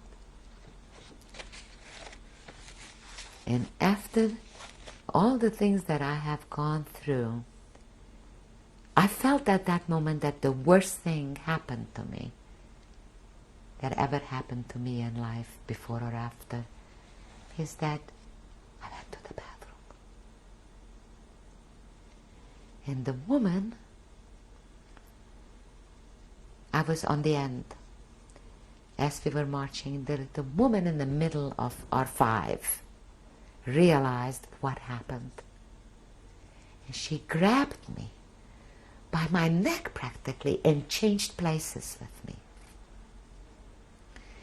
Because that SS woman, we knew that she would shoot for less. And this woman put me to the center. But I remember, I've never told this to anybody, because I felt such a sense of futility at that moment, mingled with horrendous fear and shame somehow. Marching like that till I got to, I don't know where. I don't remember. I remember just throwing whatever underpants I had. I just threw it away when we finally stopped out in the field someplace. It was such a miserable, the worst part of my march, although it was just so bad. It was just so bad anymore. I was so sick. I was so weak. And that day I really wanted to just not go on. To just not go on. Did you know? And at times we were put on trains too, for a day. And the train, open cattle cars, like. And we would go back and forth, and then we realized we've been here already. I think they were just going around in circles. I think those SS people that were in charge of us were afraid, and they didn't know which way to go. And then finally we ended up the outside walls of Theresienstadt. That's where we arrived. They lined us up there, single, just lined us up against the wall. And of course, immediately rumors came down that they're going to come and shoot every fourth person. Because that's all we could think of. We just didn't know what else to think of. That there's nothing else left, but they're going to kill us at this point. And we were standing there for hours. And then the gates opened, and some people came out, 2 on horseback, looking good, Jewish star on, hair. We always looked at hair, you know. And they exchanged some almost like formalities. And then they just told us to get in through the gates. And we walked in. We didn't realize we came into a city of prisoners. People were yelling from balconies, because they were building there in the streets, and it was a city. From windows, and you're all right, you're living, they're not going to kill you, they're not going to kill you. And I said to myself, nobody's throwing food. We were all thought, oh, there are people in houses, they're going to, you know. We didn't realize that they were just like us. They were there maybe much longer. And of course, then it was like the Tower of Babel, you know. I mean, everybody was talking a different language. There were people there from all over Europe. They were Dutch, and they were French, and they were Italians, and they were Hungarians and Poles. And we came there because they didn't know what else to do with us. And then we realized many little camps like ours, where they were all over Germany. They were not even on the map as concentration camps, because if they had a factory, that factory owner could request 500 people. They would send 500 people, and they housed them there. And that's how we were. Once we started to march, they had to collect us someplace. So all these little camps sort of emptied into Theresienstadt as the war, that was really towards the end of the war. We were there for maybe another 3 weeks when the war ended. By that time I had typhoid, I had dysentery, typhoid fever, I was very sick. I was literally crawling to the bathroom, crawling on my force. I could not stand up and walk. That was the condition I was in when we were liberated by the Russians. That's when we realized we are in Theresienstadt.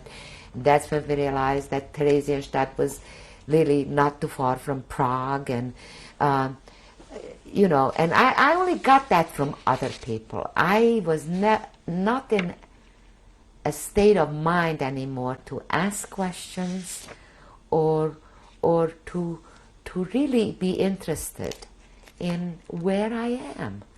I felt that I was dying, and I just wasn't interested. When did you find out what happened to your family? Oh, I didn't find out till I was out of there.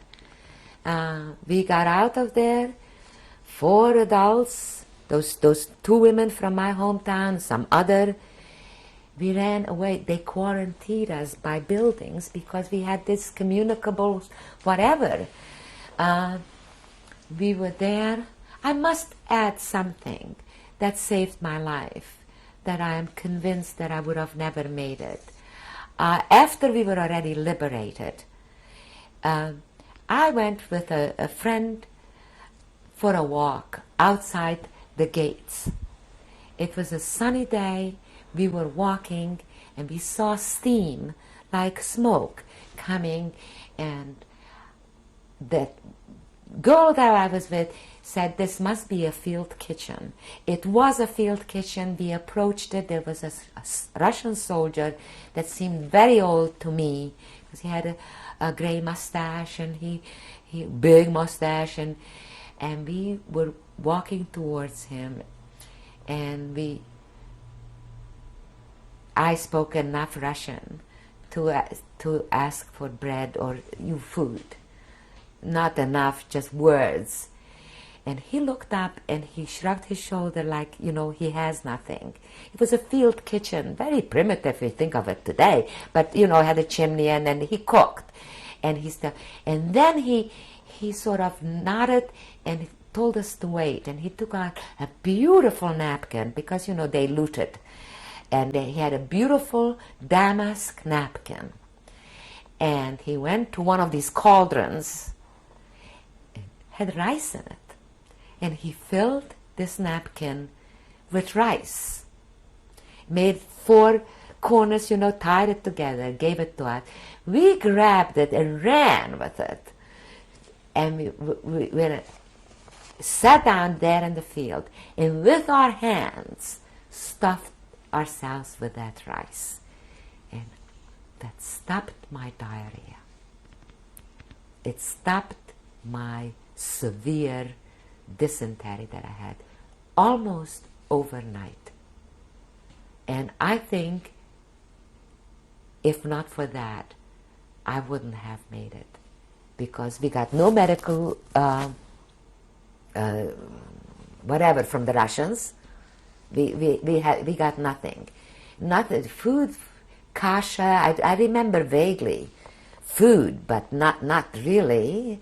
And if you were already sick, you didn't make it. A lot of people died after liberation in Theresienstadt from typhoid. I weighed, I think, 29 kilograms at this point, because I was weighed.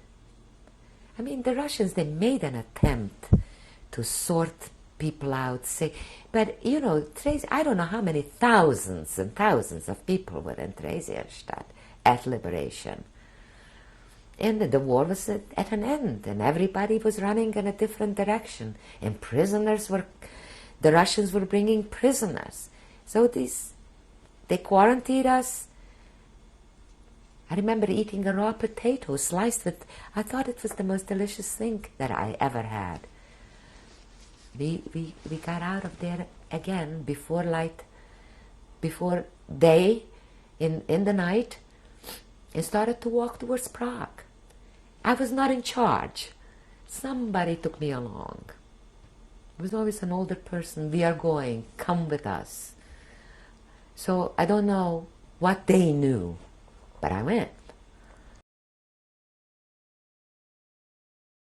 Well, I know now it's 60 kilometers to Prague, but we didn't walk it. A truck came by, gave us a ride. We were sitting in the back of a truck into Prague. There was a hotel, MK, in Prague. There were more than one, but they took us. We ended up in the hotel MK,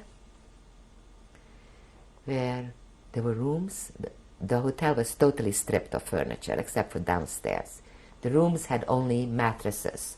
So at each room, I don't know, depending how big the room was, 7, 8, 9 people slept. We had mattresses on the ground, but the Czech people were wonderful. They set up all kinds of centers for medical examination or care, Red Cross, shoes, clothing, everybody, we didn't know that at the time. Once we were in the hotel, we were told you can go to such and such center if you need something. A man came in there, and I was there maybe 2-3 days, still just lying around on the mattress.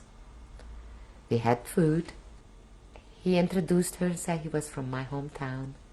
I did not recognize him. He was an adult. And he started to tell people who was alive in such and such a town. He did not recognize me. And that's when he mentioned that my father died. Then I knew that my mother and little brother didn't make it. And I just knew that. I knew that there was a gas chamber. I reconstructed. I knew when they went in, and I knew that they didn't make it. And I thought my father for sure, but he didn't make it. I didn't know what to do after that. I felt, now I'm totally alone, and I really don't want to move from here. I don't want to go on, but I decided that my brother was alive, my older brother. After all, he was older than I, taller, stronger, and he was alive. So I have to go on. I have to, you know, he's going to show up somehow. We stayed in Prague. I stayed in Prague. I don't know what I was by then. I was sort of a, I don't know what I was. You know, I wasn't thinking and I wasn't feeling. I was just doing things. You know, whatever. Got up in the morning and went through. I was sitting around, said in that hotel, downstairs, the walls were full of names as people were coming and going. They left their name, their hometown. You started to look for people for never mind relatives, just find somebody from your hometown. And then when you found somebody from your hometown, you banded together and you looked for relatives. And all of Prague was a perpetual motion. People arriving, people are leaving. We were there. I went to some Red Cross kind of a place and got a pair of a new dress, a dress that had short sleeves. It wasn't as warm as it was a summery material. It wasn't torn. My dress was. Got a pair of shoes that were like sandals, and was still carrying around my shoes. My shoes made it through the whole war. And then I always knew I had an aunt in Budapest, but for the first few weeks in Prague I was very weak. I ate, I mean there was food. I started to get some energy. And the only thing I could think of is that I'll go to Budapest and I'll find my aunt. And I did.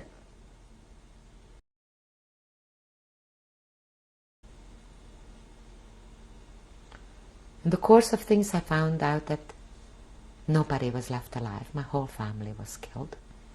That I was the only survivor.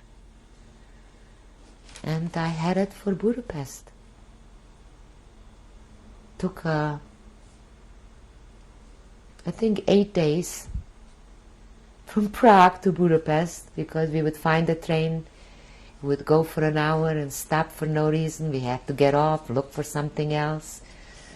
So we just traveled, and the only thing that happened on that trip to Budapest is that I lost my shoes. I cannot. It was a terrible thing for me. They took the shoes away from me one night. Russian soldiers.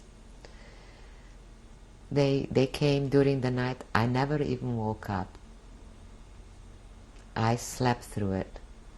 And they just said to whoever was around, it was at the railroad station. A group of people congregated there, and they were waiting for the next train that will move. They took our possessions. Didn't take my shoes per se, but they took whatever we had. Whatever we had. The morning when I woke up, when we got on that train, on the roof of the train, nobody had anything. Everybody had a little package of some kind up till then. I was carrying my shoes. It bothered me terribly. It terribly bothered me. And I went to Budapest and found my aunt. I had many trips to Budapest before with my mother. I knew exactly where my aunt was living. Went. I remember that she fainted. Nobody expected. There were the other sister, there were 3 sisters. The one I mentioned before, the singer girls, they were older. So all the children were older. And this sister happened to be in Budapest with little children. She had a 9-month-old baby at the time. She went through the war in the last 3-4 months of the war in Budapest. She went through the Swedish house, and that's how she survived it. And she had 2 little boys, a 9-month-old and a 3.5-year-old. And from then on, I was with her for a while. Well, that's another part of my life. You went to a DP camp.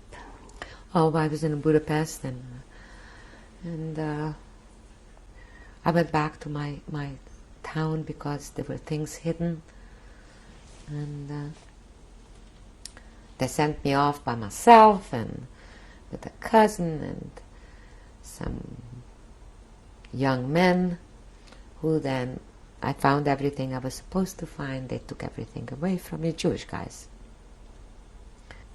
It was a terrible time. My aunt, I don't know why my uncle didn't come with me, but anyway, she had a hard time. She decided she doesn't want to stay in Europe. They had a big restaurant that was closed during the bombings, during the height of fighting, and she said she doesn't want to open it, she doesn't want to go back to that, she is leaving the country, she is leaving Europe. And it was just a matter of getting ourselves with some kind of underground group already, because it was not, you couldn't leave. And but she enrolled me to school. In school, I went to school. That was in 45.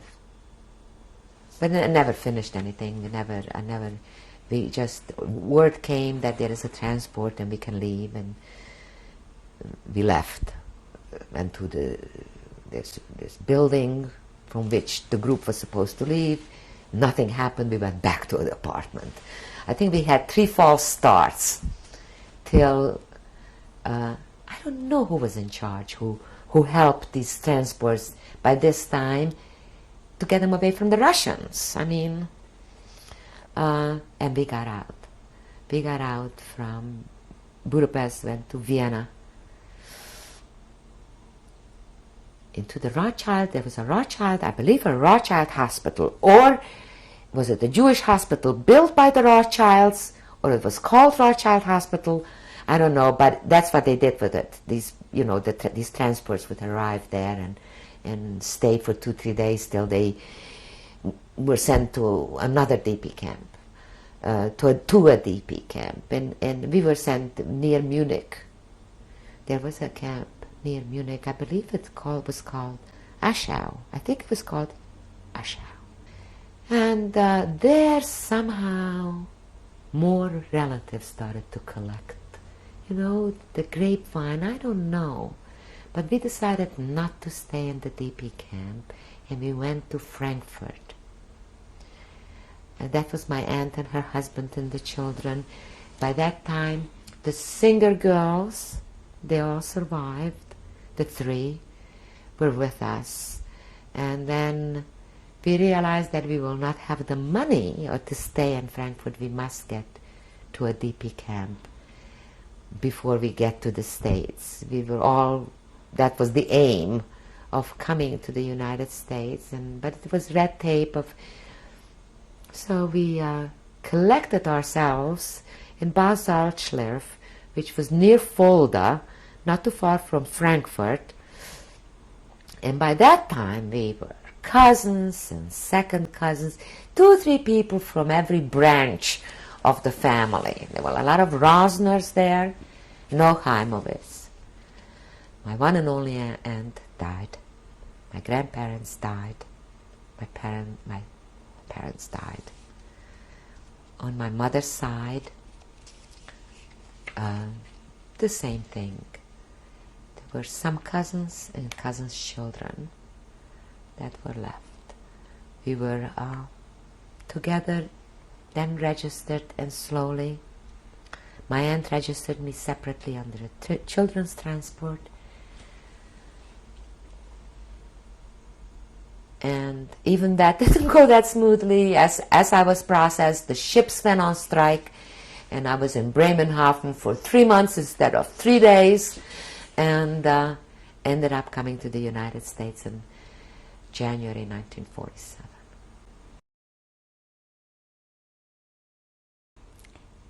Who was here to meet you? Nobody. Well, I had relatives here. Mm-hmm.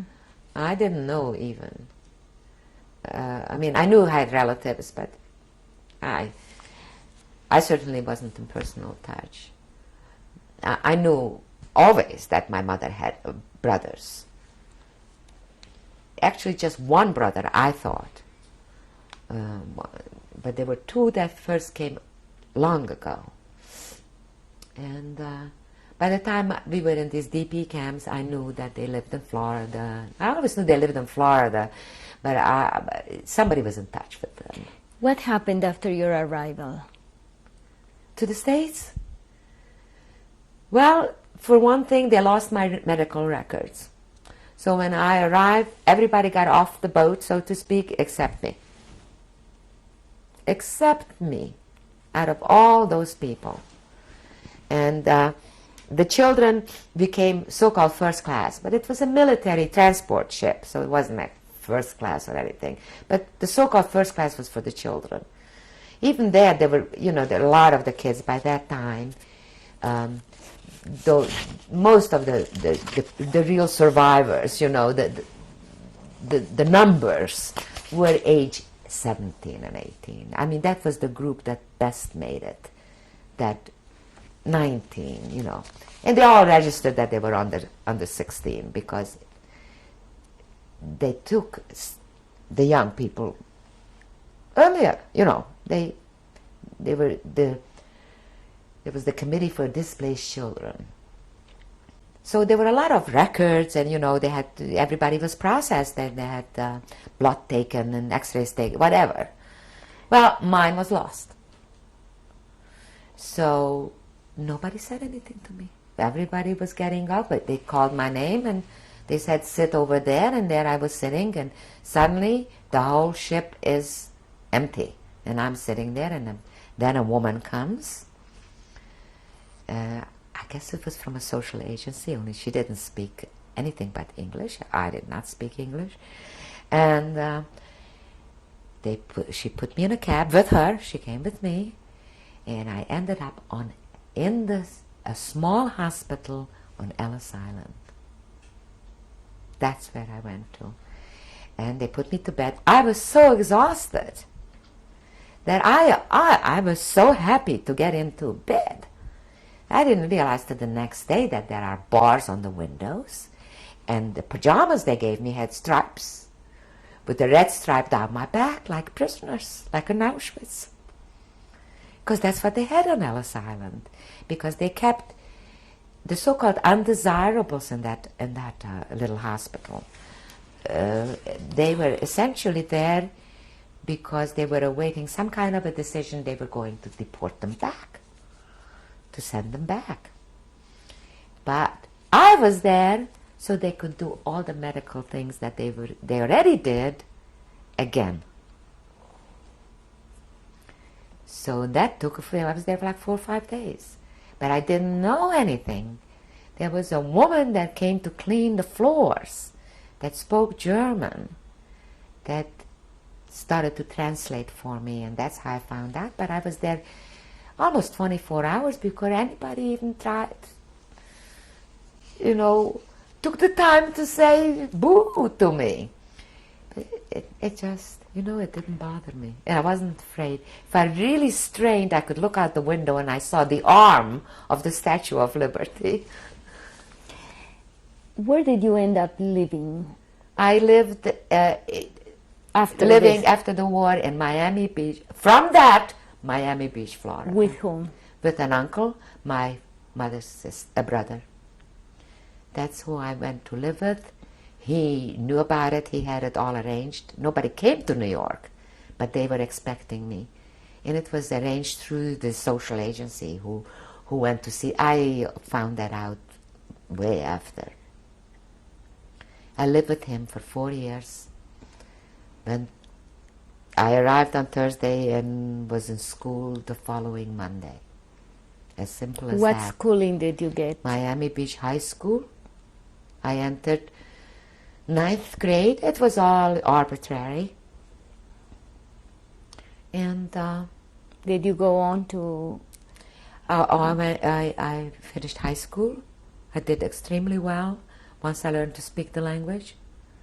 I got a scholarship to the University of Miami, which I attended for only less than a year, 1 semester, because I got credit only for 1 semester, because I really didn't want to stay with that family anymore, because essentially I couldn't, and found out that there is such a thing as nursing, where they actually house you. It was dormitory life, and I went into nursing. Went to Mount Sinai School of Nursing in New York City. Graduated from there. Went back to school and graduated from Columbia, Teachers College, Columbia University. And I taught nursing, but also worked all along. I went to school in the evening after I finished nursing.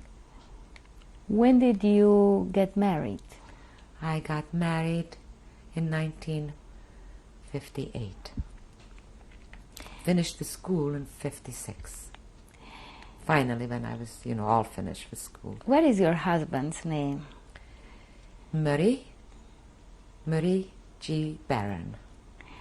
And you have children? I have 2 children, 2 daughters, wonderful kids, Andrea and Pamela, and I have 3 grandchildren. What are their names? Max, India for my Aunt Ida, and Jed. When you look back at your experiences, what do you think sustained you? What sustains me today?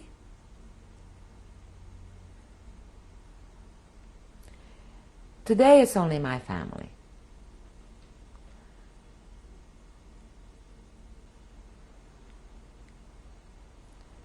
When all is said and done, and when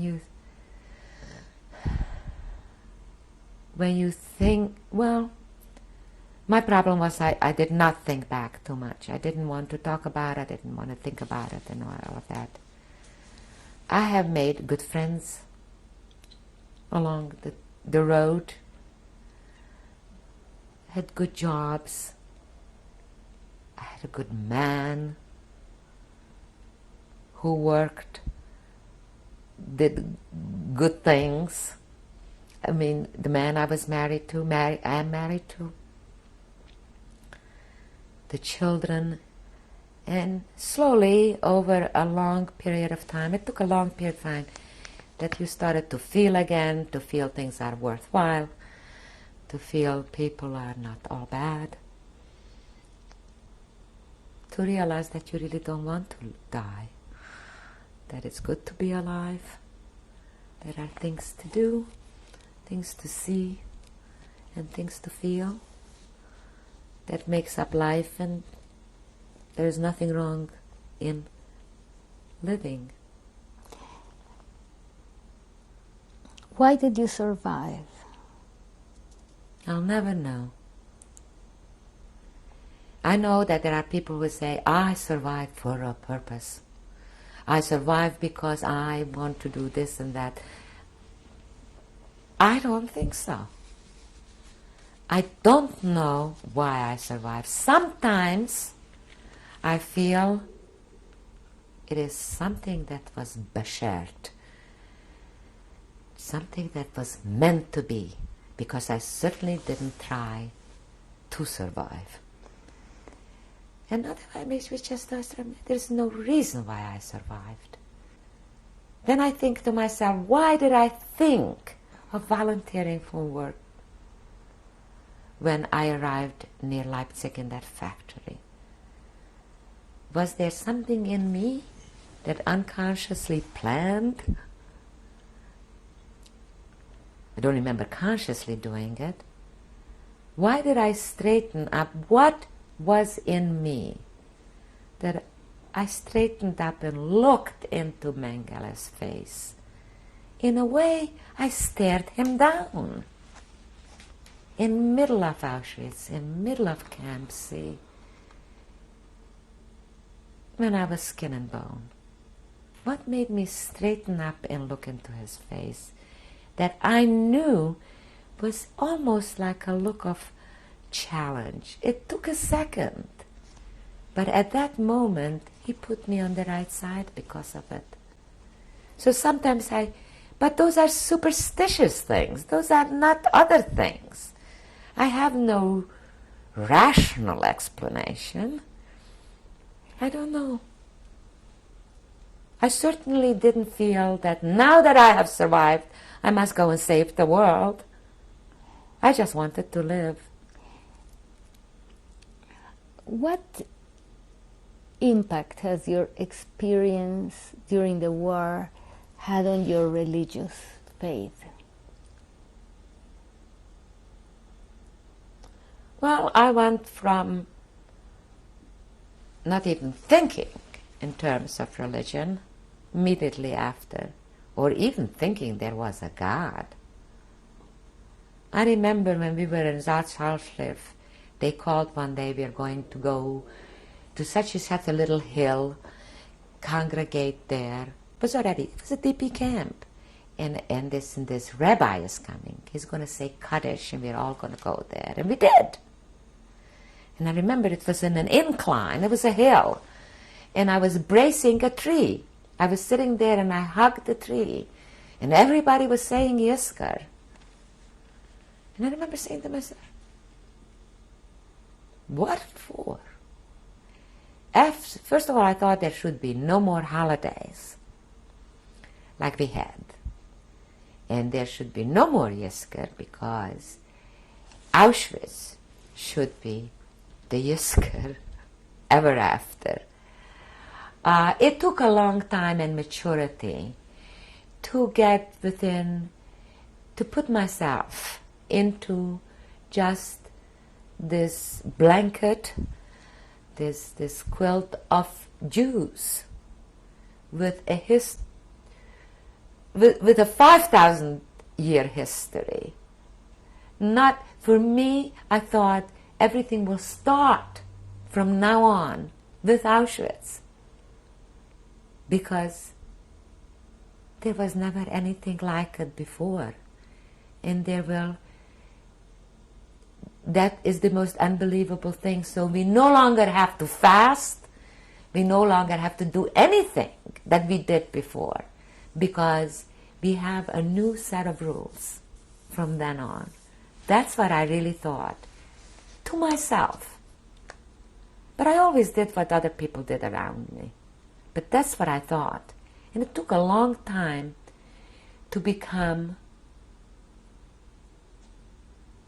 part of the history of the Jews. And to say once again, yes, it's Yiskar. I'll say a prayer after my mother. I'll say a prayer after my father. I'll fast, because that's what they did for years before. And that is what I should do. And I want structure to my life as a Jew. But religion, with the belief, I never quite got back. I don't even like people who are pious, because it feels false to me.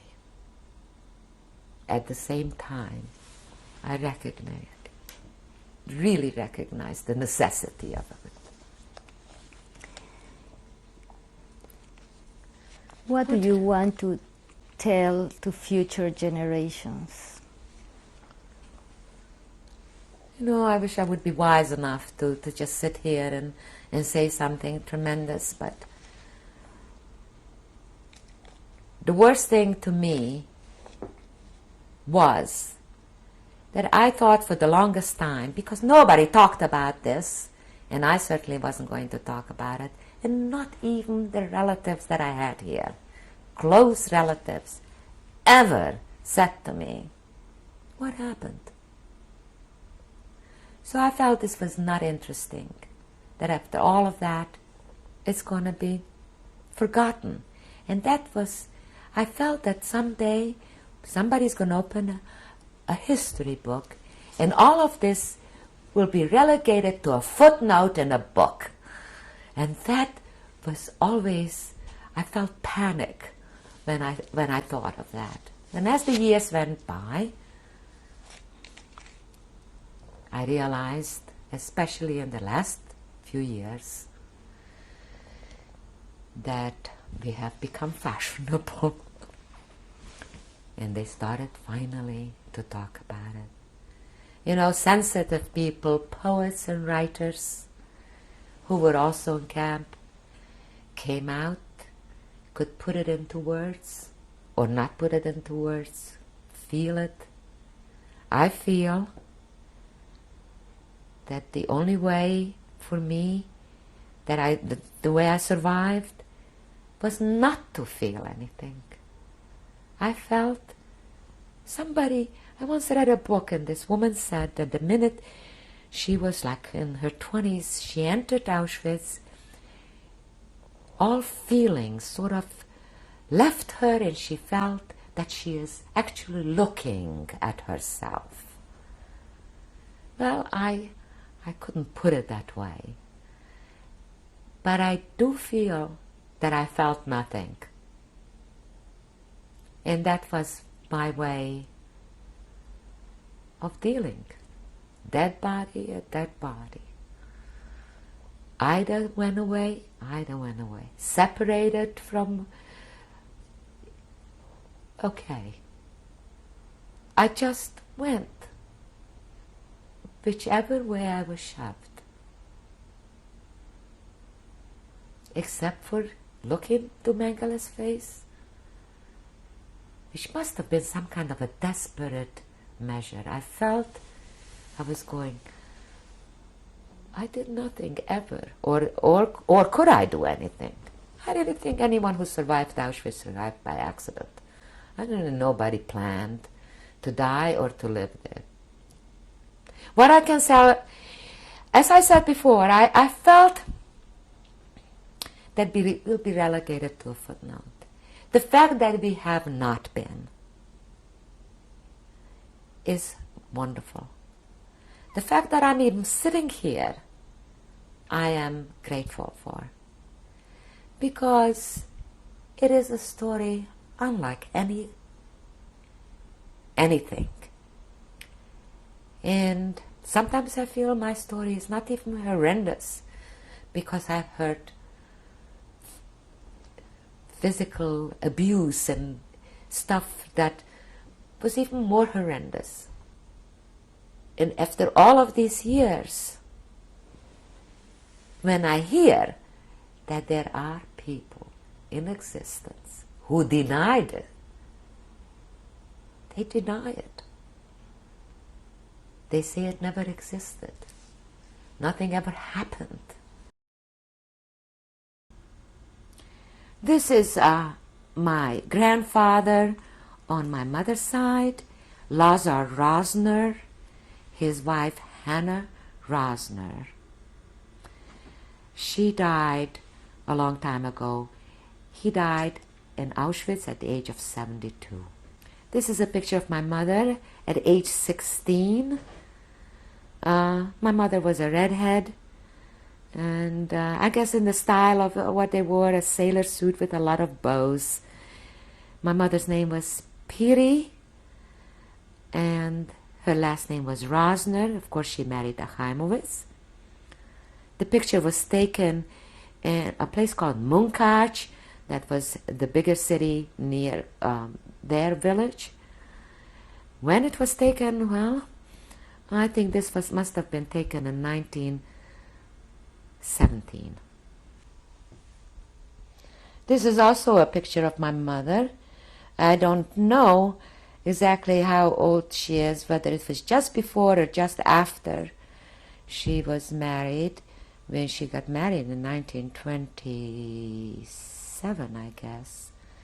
But the picture was taken also in Munkacs, I believe, and by this time she probably was Mrs. Ignaz Chajmovitz. This is a picture of my brother and me. It was taken in Hust in 1937. Okay. This is a picture of my little brother, who was, I think, about a year and a half. So it must be taken in 1937. And a picture of my Aunt Sarah with him in Hust. This is another picture of my little brother taken in 1937 in Hust, in front of our house. His name was Litu Chajmovitz, age 1.5. This is another picture, this of me, taken in 1937, my little brother, and I guess my Aunt Sarah visiting. Sarah Rosner Weiss, Litu and Eva, taken in Hust. This picture is of my mother, her sister Sarah, my aunt, my little brother Litu, also the end of 37, in Hust, in fact in our backyard. I believe this picture was taken in 1941 in Hust. My mother, my older brother Max, my little brother Litu, and I. This is a picture of my mother and me, Eva, taken in 1939. It was taken as a passport picture because when we became Hungarians, we needed a passport to go to Hungary for a while, and then we didn't need it. This is a picture of my class and the class above me, in other words, 2 grades. There are, taken in Hust, there are 59 people on that picture, and there are 5 of us alive from that picture.